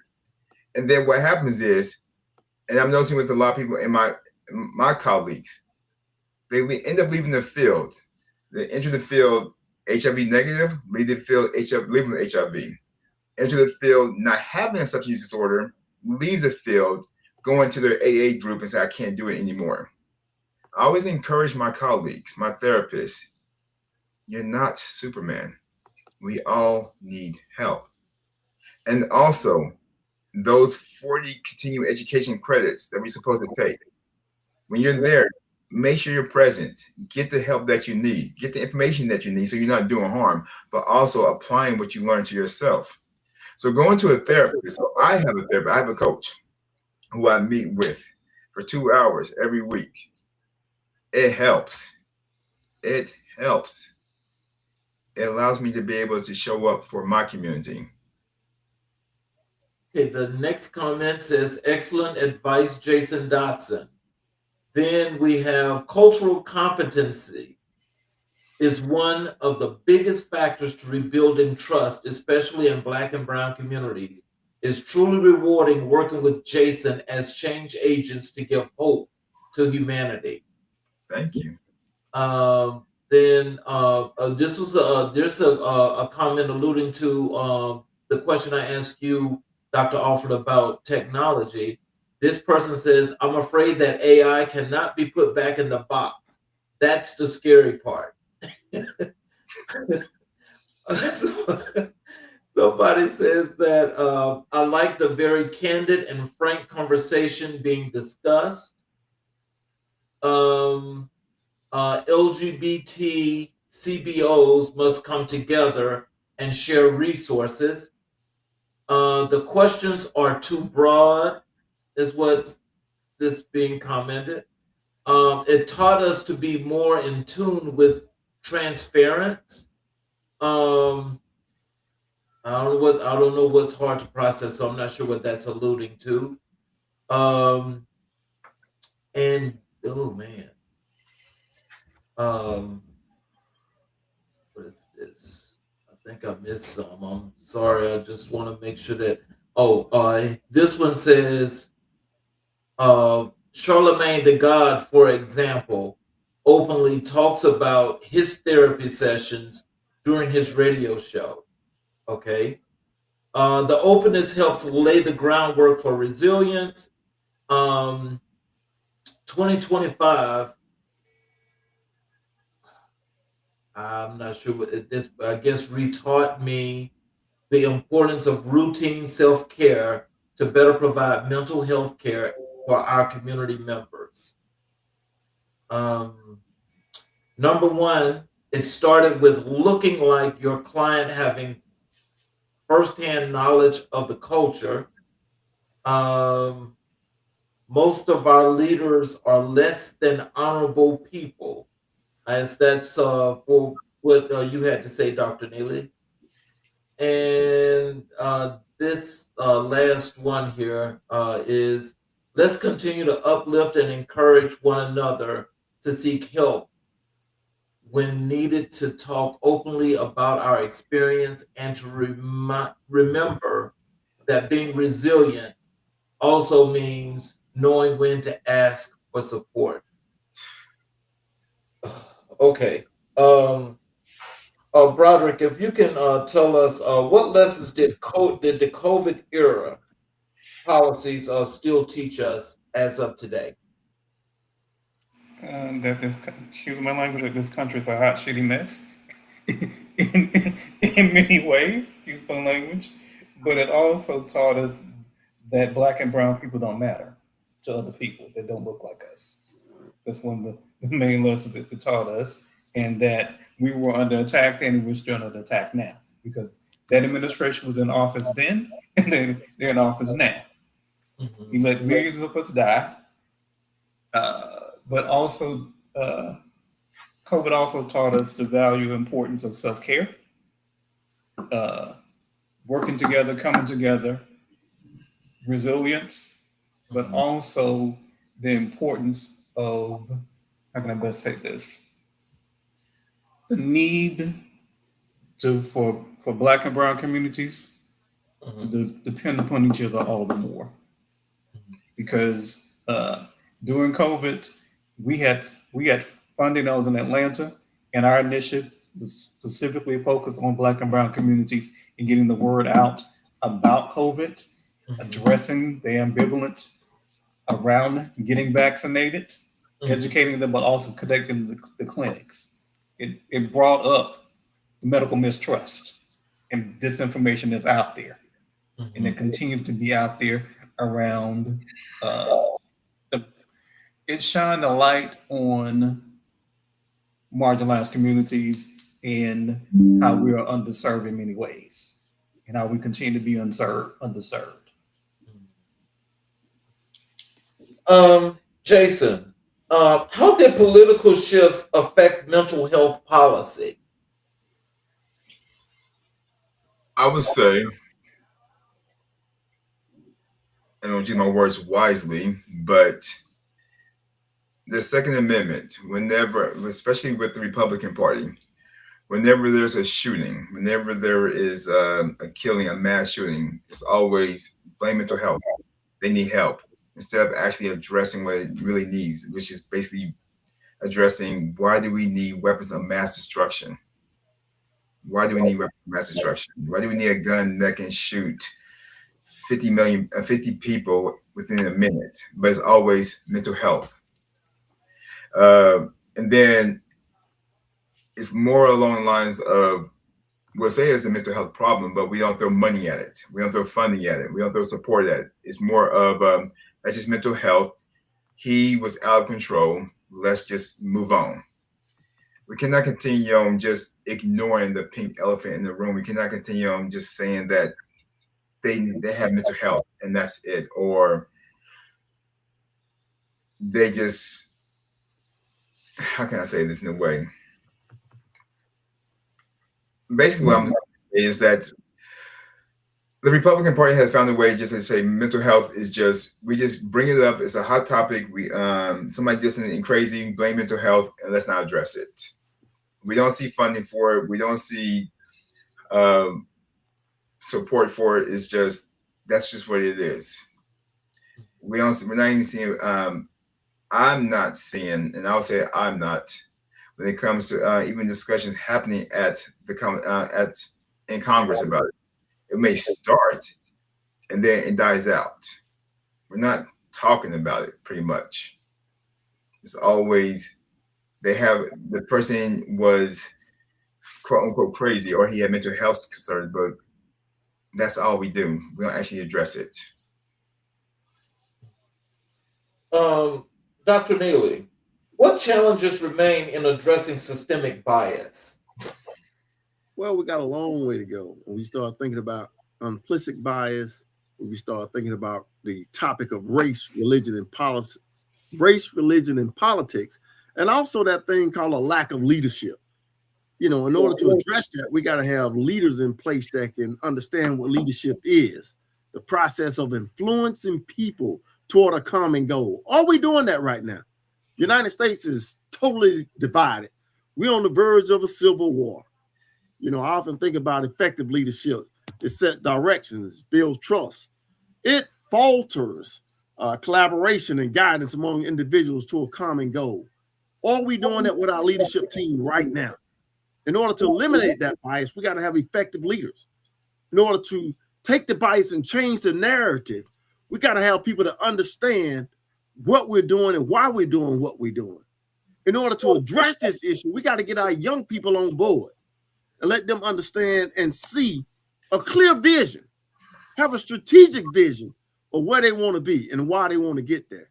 Because right now, society is setting the trends for us. In Georgia, we have open carry. Anybody can carry a gun, concealed. You just said it, Jason. Why do we need all these guns?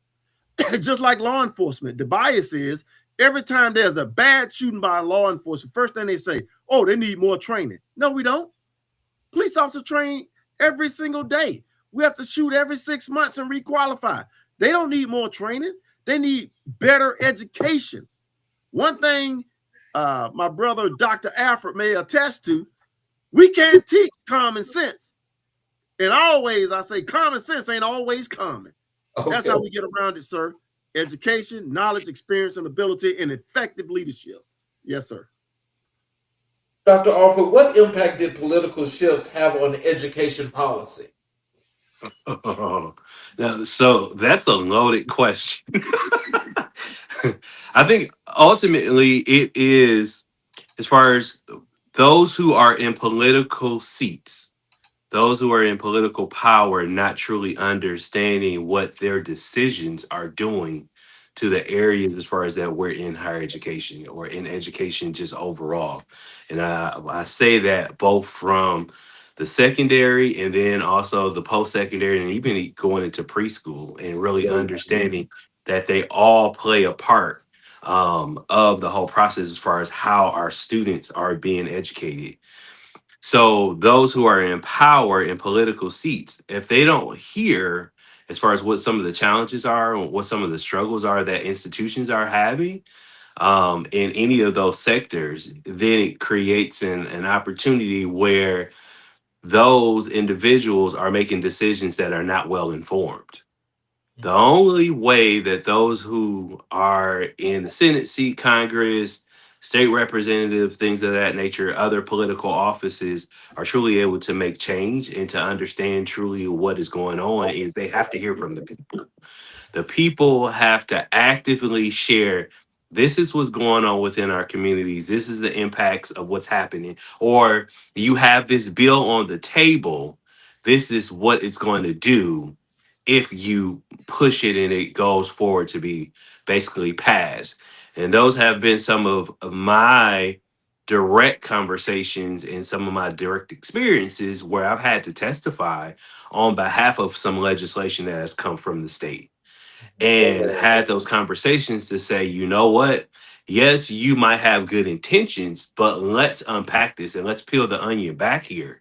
If you do X, Y, and Z, it's going to impact this population of citizens within our communities, within our schools. And is that the direction truly or the heart of this? And then also really understanding it kind of goes back to some of the early conversations, the whole DE and I aspect of it. For the past 4 or 5 years, I've been battling as far as an expert witness to inform individuals of different programs that are addressing some of the economic disparities of people of color within our communities. And for some reason, there's ongoing conversations that we should not have programs that specifically target race, sex, or gender type of program within our particular states, not understanding the full context. And part of that goes into play of people who are in office don't necessarily understand the whole impact that is having, and then also understanding that when we're thinking about higher education, the reauthorization of higher education act has not been reauthorized in several years, since the early 2000s actually. And it's so we're operating in a system, in a political system that's been piecemealed together in a world that's moving at a pace that's more rapid than where we currently are. And those who are in these political seats hasn't taken the necessary steps to truly do the full overhaul what is needed in order to really set up our educational structure and our educational systems that it can basically be in alignment with the times that we're ahead of. And people won't understand that unless the constituents, the people who are dealing with as far as the different situations, are basically able to have those voices and advocating and sharing that information with those who are basically in these political seats across the country and within DC. So all of that plays into as far as the whole aspect of we need to be advocating more, and we need to be sharing truly what those pain points are for our students from preschool all the way up into higher education. I got a follow-up question for you because you mentioned a lot of things that are very, very impactful, but also are very truthful. And Mhm. I'm not going to go back to the historical context, but what we have seen at this point, and we know, as you mentioned, the legislators that are in place right now, Mhm. it's a fact that schools that sit in a lot of our communities, marginalized Black and Brown communities, that these schools are left to intentionally fail and be under resourced. Now, with that being said, this has been for the last 30 some odd years. Mhm. Okay. And so, in looking at that part that's lacking in the education system right now, do we expect those that are in seats now that do this legislating to actually change that? Are they going to make that better, or are we going to organize our communities ourselves and take care of our own education? Because if we don't, that's never going to get fixed. And we're going to keep saying the same thing over and over again. So to address the first part of your question, as far as those who are in current in the political seats now, do they have basically the power, or are they going to push as far as the agenda, say to reauthorize the Higher Education Act that's technically hasn't been reauthorized since 2008? I think it's the last time it was reauthorized. I would say no, because that has to come in as far as administration, specifically with that being an agenda item. Understanding that we have not got there, and understanding the true overhaul of what it's going to take in order to do it, it would be almost political suicide in order to do it now.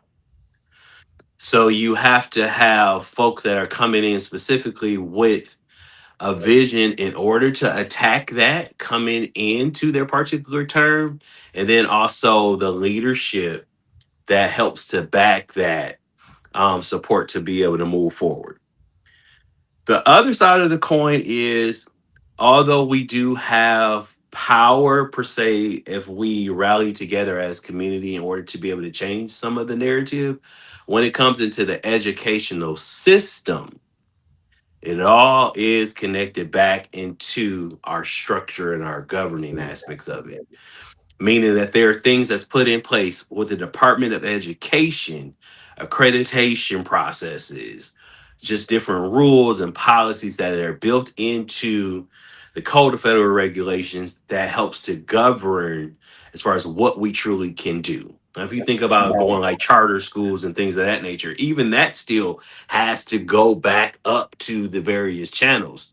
So although we can do different things like homeschooling, which would be probably the most impactful aspect because you truly do control the curriculum when it comes into that, outside of that, you still have those elements that are traced back to the government in order to determine as far as what is considered to be equivalent or not equivalent based off of the current structure that's in place.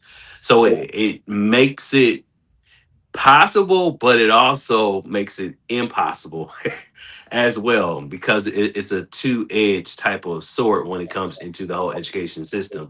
And until we have it sorted out, really, as far as the direction that we have to be in modern day times for a reauthorization of higher education and a reauthorization of higher education, is not just higher education. It goes and it streams down all the way to every aspect of education. And it all feeds into what is our true educational system that we want to present for our students. So it's a, and that's why I say it's a loaded question, because there are so many tenets that's connected as far as to what we really can do to overhaul education and allow us to be able to get to that aspect of it. One powerful tool that I would say, as we're all Black men, is we have HBCUs, and we understand as far as why HBCUs were created in order to be able to take the realm of that aspect of education. But even we have seen, even with this administration, where that has even been attacked as far as funding. So you just have to think about all of the layers of that onion as far as how much control do we really have when it comes into the influence of those political seats that comes from the president all the way down, and who's rooting for what in order to really help us to move the needle forward. So that is so that just means that still it's going to remain the same primarily, which means Yeah. that education in our communities will continue to be lacking. And as you mentioned, HBCUs, with the attack being on those right now, we're now being infiltrated with folk now that's basically changing them from the inside out, which means that they pretty soon in the next 10, 15 years will no longer be existing. So then it's like, what do you do then? Yeah. If there was an article maybe like a month and a half ago, 2 months ago, and it was in the Chronicle of Higher Education, I believe, if my memory serves me correctly. But it was based off of this administration, and this administration moving funding from other marginalized, underrepresented community or structures, and giving it like to HBCUs as to be seen as a savior, but it only moved one piece and created a disparity in another. So what's happening is, yes, you're moving pieces to act like there's support, but the truth is you're not adding to, you're taking away. And when you take away and don't replenish anything, you're continuing to create this cycle. And if you're not paying attention, you'll be like, oh, this person or this administration is doing something positive. But when you break it all down, he's like, actually, no, it's not, especially when you're talking about cutting other programs that are impacting students, like getting rid of, as far as federal grants, or talking about that you don't even want the Pell Grant. You don't want to increase it, although you know the higher cost of higher education is going up. Um, Living wages are going up, but if you're cutting these programs, what are you doing?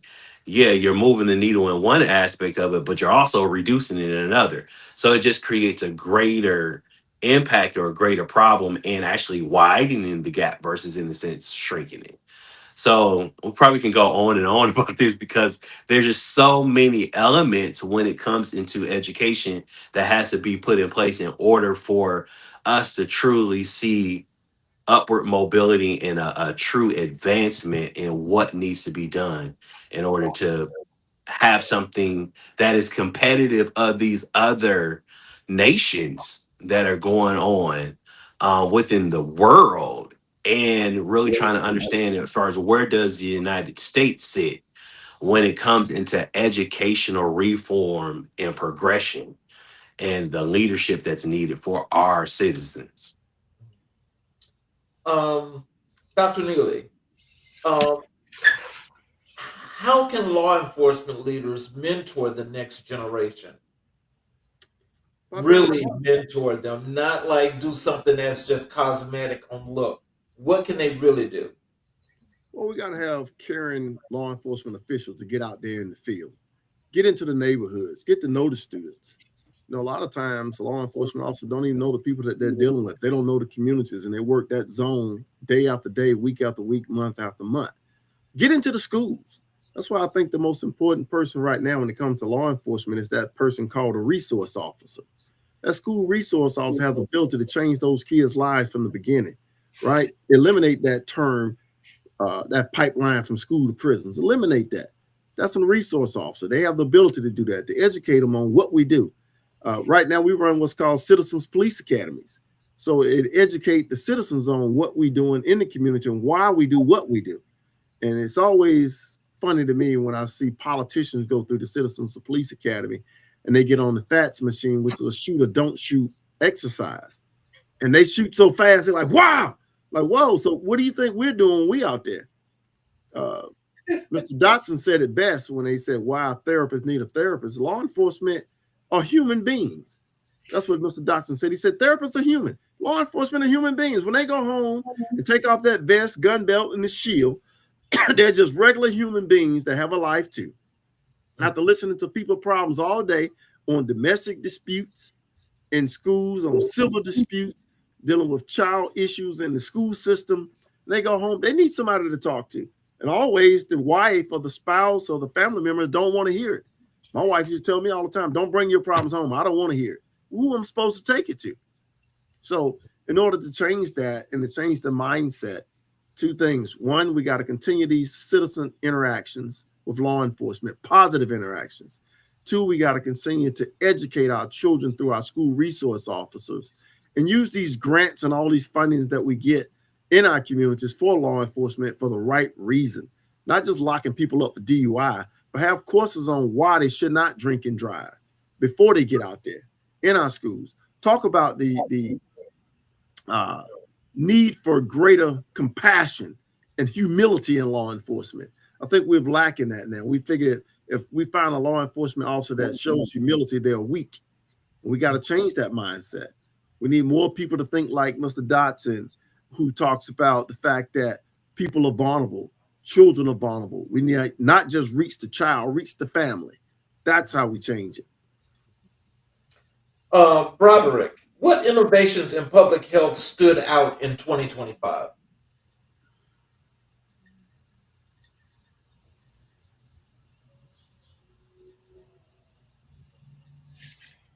I think what happened in 2025 reference to innovations. I'll go back to the long-acting injectable PrEP. That's a huge innovation that has stood out and very much needed. I think what else has happened since January 20th. Everybody in the country has experienced so much upheaval as a whole, and I'll say this. I wouldn't say the innovation, but every day looking to see what funding is going to be cut when it comes to public health. Let's be honest and transparent. Every day we're looking to see what else is going to be dismantled in public health and how it's going to impact the communities that we serve as a whole. And then the innovation, I would say, is organizations finding more ways to do things with less money. Mm-hmm. That would be the innovation. Being more creative with less money and sometimes doing programs without funding, piloting programs without funding. That's the innovation. Jason, what role does advocacy play in mental health awareness? Showing up, talking about it, going to Congress and talking about the importance of funding. Bringing it into the schools, bringing it into the police departments, bringing it into the universities, putting it out into people's living rooms. No more just, we don't talk about what's challenging. We don't talk about our problems. So advocacy, making sure that people have access to care. Tomorrow, I'm over here freaking out because some of my patients, some of my families may not have insurance. Mm-hmm. What's going to happen to them? I'm over here looking at the clock like, what is going to happen? Wow. They benefit from it. I love that my kids, my family say, Mr. Dotson, I was against therapy, and then you came in here and you did not give up, and now I'm here. I'm getting the help that I need. When I hear caseworkers tell me that, Jason, your therapist, they're making an impact with the families that they're working with. But after, like I said, New Jersey has this unique program where if you don't have insurance, we'll take care of you only if you're in crisis. But after your crisis has been resolved, it's outpatient care. If you don't have insurance, what's going to happen? If you don't have access to health care. So I love the fact that somebody said Charlamagne the God is talking about mental health. And I love the fact that NBA YoungBoy is talking about mental health. Celebrities are talking about mental health. I love that we are seeing people using their social media accounts to talk about mental health. This is how we change the narrative. This is how we advocate, is by saying, I'm going through this. You're not by yourself. You're not alone in this process. I'm hurting as well too. 2025, like Brodderick said, it's a crazy ass year. Excuse my language. It is. I can watch the news for a while. And it was hard for me to show up for my youth when they said, Mr. Dotson, I'm listening to the news. You want to talk about the news? And I'm like, I don't want to talk about the news. I'm sorry. It's a lot. It is a lot. But like I always tell my kids, I always show kindness and talk about your experience. Do not be afraid that you're asking for help. Allow yourself to be vulnerable. Allow yourself to be the person who can ask for help. Well, let me do this, you guys. I mean, this chat here is like it is like it's full. It says, yes, Jason, resilience is different regionally. The South, the Bible Belt is different from other regions. This person says, I began 2025 feeling debilitatingly afraid and hopeless, but find myself ending 2025 hardened into determined, unified, obstinate, undeterred, and existence. Then there's a person here that amen the point for Jason's comment about resilience. Jason, I appreciate how you spoke on how you show up in people's homes and find at least one thing to affirm or compliment. Also, being transparent, saying I'm corny shows authenticity and cred. This person says to be ethical is to do harm. Most police officers think to do their job is to do harm. Oh, wow. They are presidents' unethical friends. They're talking about politicians. Expectations for leadership is very low, but our reactions to it is unbalanced. The importance of mentorship, older generations guiding young ones. Great reiteration of Dotson's comments. Yes, Brodderick Roary on point. And most times they don't have knowledge of the different higher education professions that they go into. This person says mental health is academia. While voter education is important, we must be mindful that voter engagement is just as important. Yes, positive with house single mother with 2 children. She earned about $70,000 a year and cannot afford rent. Do not qualify for services because of her income. How do we challenge and change the narrative that seeking help, whether for mental health, HIV, or educational support, is a sign of weakness rather than wisdom? It is recommended. In Atlanta, we recently had a major shooting at Atlantic Station that involved a very large group of colored youth.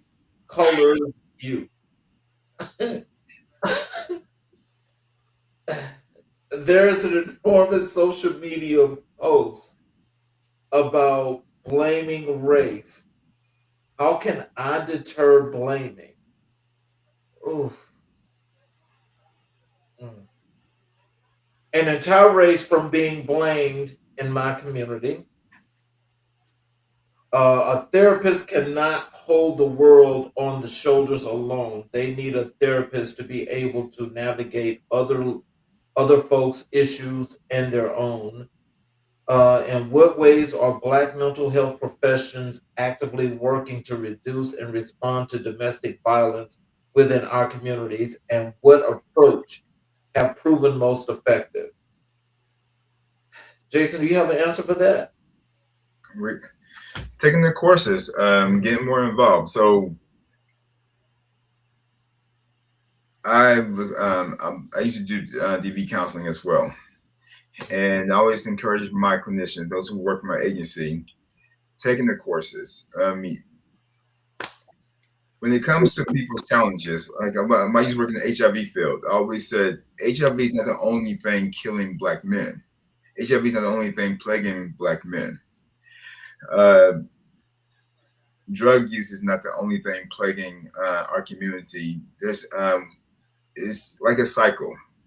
You have, if it's domestic violence, you may look at for substance use. You may look at anxiety, look at depression. You may look at other concerns. But what I would say is get educated, get informed, take the courses, be informed. There's nothing wrong. I mean, we in New Jersey, and I believe across the nation, we have to take hours of continuing education units credits. You get to pick and choose your classes. If you're seeing that the community that you're working with is having challenges with DV, intimate partner violence, substance use, get informed, become an expert.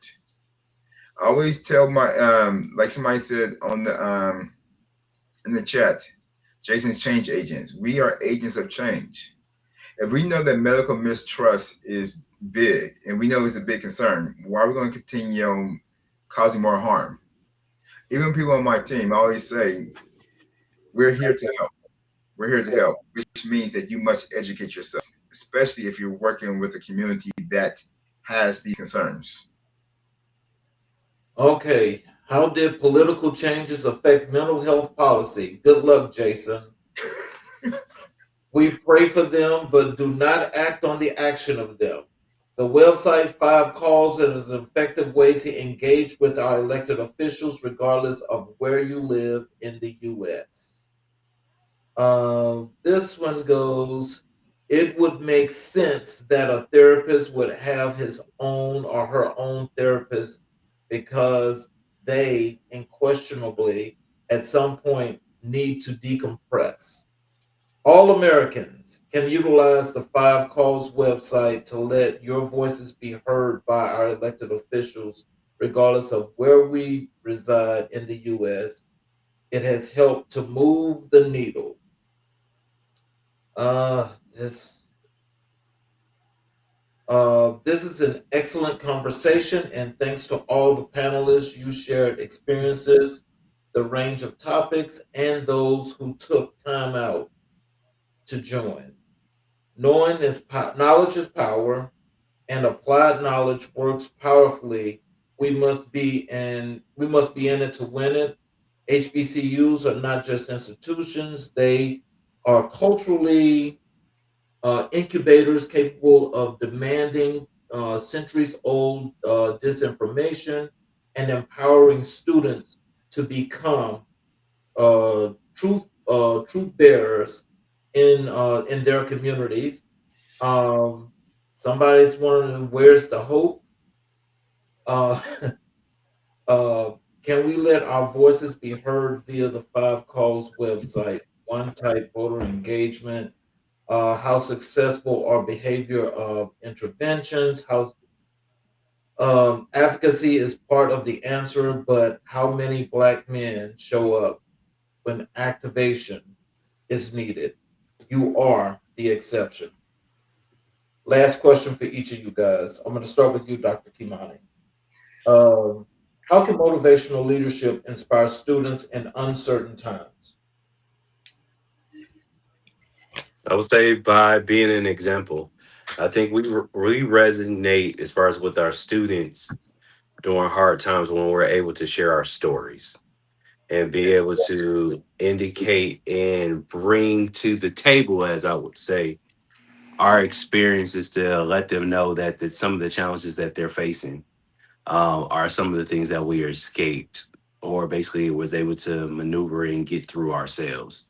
And when we can be open, honest, and transparent, that usually gives us an opportunity to open the door to build meaningful relationships that helps to do that motivation and to encourage those who basically embrace themselves and who we engage and interact with.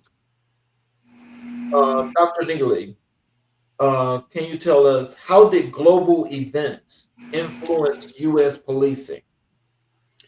Well, we think about immigration, we think about the tariffs, we think about the wars that are started. You know, Tupac said it best when he said, "We got money for wars, but can't feed the poor." Yes, it affected us. You know, I often think about what happened on January the 6th. You know, you think about the global interaction, the way the world looked at what happened on that day. We think about policing abroad. You know, we think about the things that are taking place now that local law enforcement have to deal with that they're not trained to deal with. You know, look at the ICE agents, look at our DEA agents, look at our FBI agents, the CIA agents, and all of these different people that travel abroad to protect the United States that are now being persecuted by political influences. If you don't think the way I think, or you try to come after me, then you are released, regardless of your skills and qualifications. So I think it's imperative that we get back to effective leadership, getting effective leaders in place. I think is incumbent upon us to have law enforcement officials, whether our police chiefs, our sheriffs, our federal agent leaders, to be more knowledgeable about what's taking place so we can stop this inhibition. We don't have to worry about the war abroad. We're fighting a war right here in our own country, on our own turf, among our own people, because we have ineffective leadership. Brodderick, what does resilient look like in public health? It looks like in public health. Staying in the fight, even with funding being cut, mobilizing and being more collaborative, and letting them know that we are in it no matter what they do, because there are human lives that are attached to decisions that they make, and not to make decisions based upon funding. But the key word in HIV is human. You have to remember this is a human condition, and put humanity at the forefront of this and continue to fight. That's what resilient looks like for me. Jason, what innovation in therapy stood out in 2025? What innovation in therapy stood out in 2025? I would say back to communication. I mean, the fact that people are talking about their receiving services. The fact that, so what I'm seeing right now is even with our courses, I mean, the classes are filling up. So yes, we have evidence-based interventions, CBT, cognitive behavior therapy. But now I'm seeing my colleagues actually get informed and getting trained in it. But the messaging, the communication, people are actually accessing services. People are talking about their experiences with therapy. That's innovative. That's new. Remember, 50 years ago, if you were seeing a shrink, you were crazy. And if you're Black and you were seeing a shrink, somebody would say, like your mom would say, "We're not crazy. They're crazy, not us. We're not crazy." People are getting the services. People are talking about their experiences with mental health services. And that's innovative.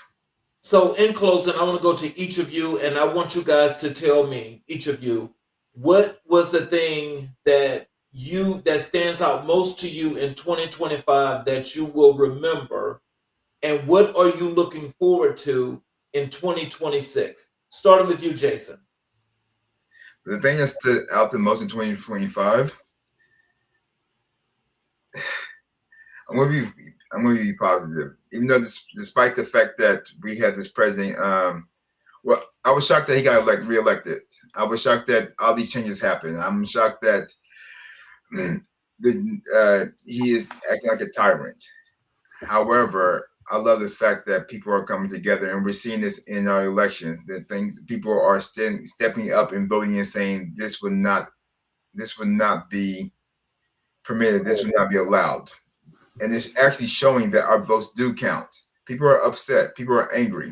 And when people say our votes don't count, people are upset. And we're seeing a change when people in our elections. And what was the second part of your question? What are you looking forward to in 2026? I'm gonna just keep it very general. The primaries. I need change. I'm sorry. I need, like I said, in a couple of hours, we're about to lose our health insurance.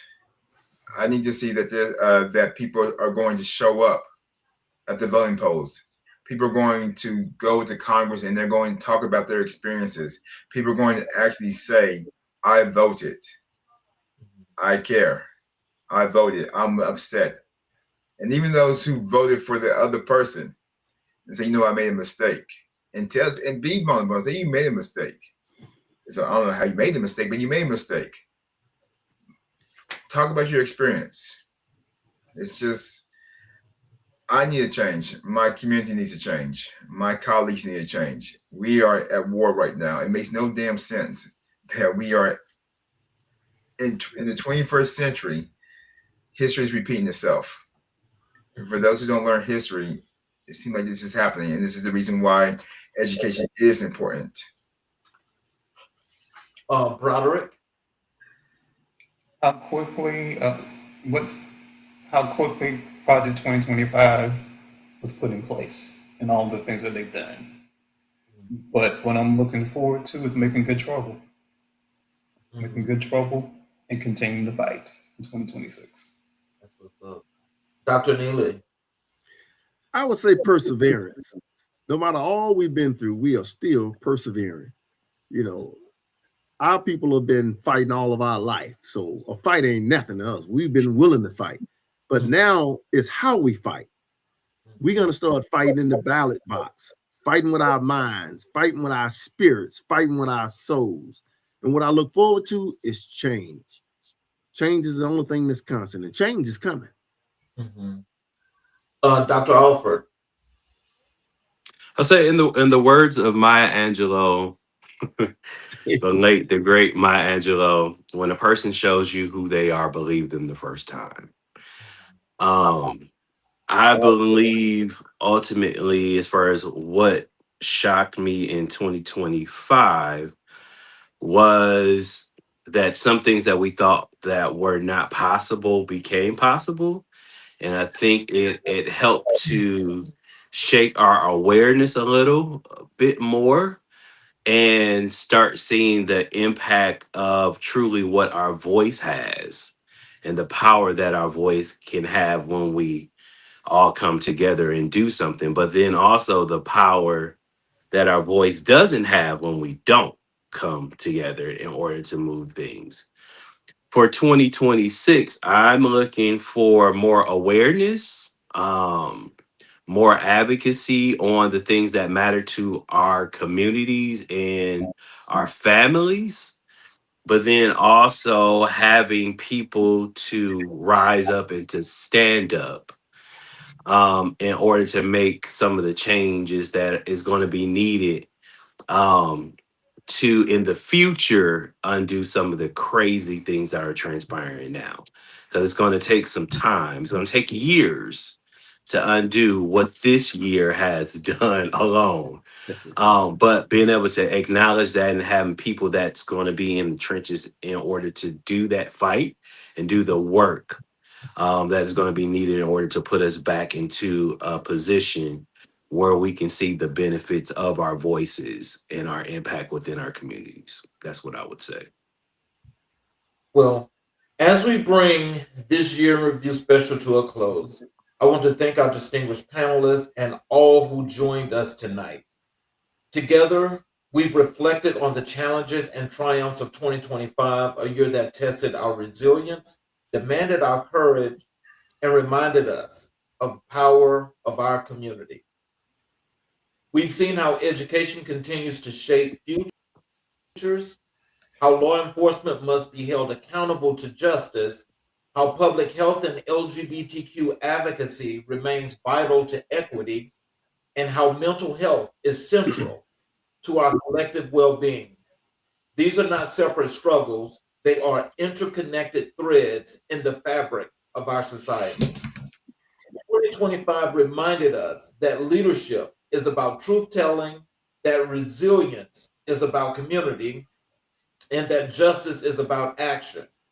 As we step into 2026, let us carry forward these lessons to stay vigilant in our health, to demand equity in our institutions, to uplift marginalized voices, and to build communities rooted in love, accountability, and hope.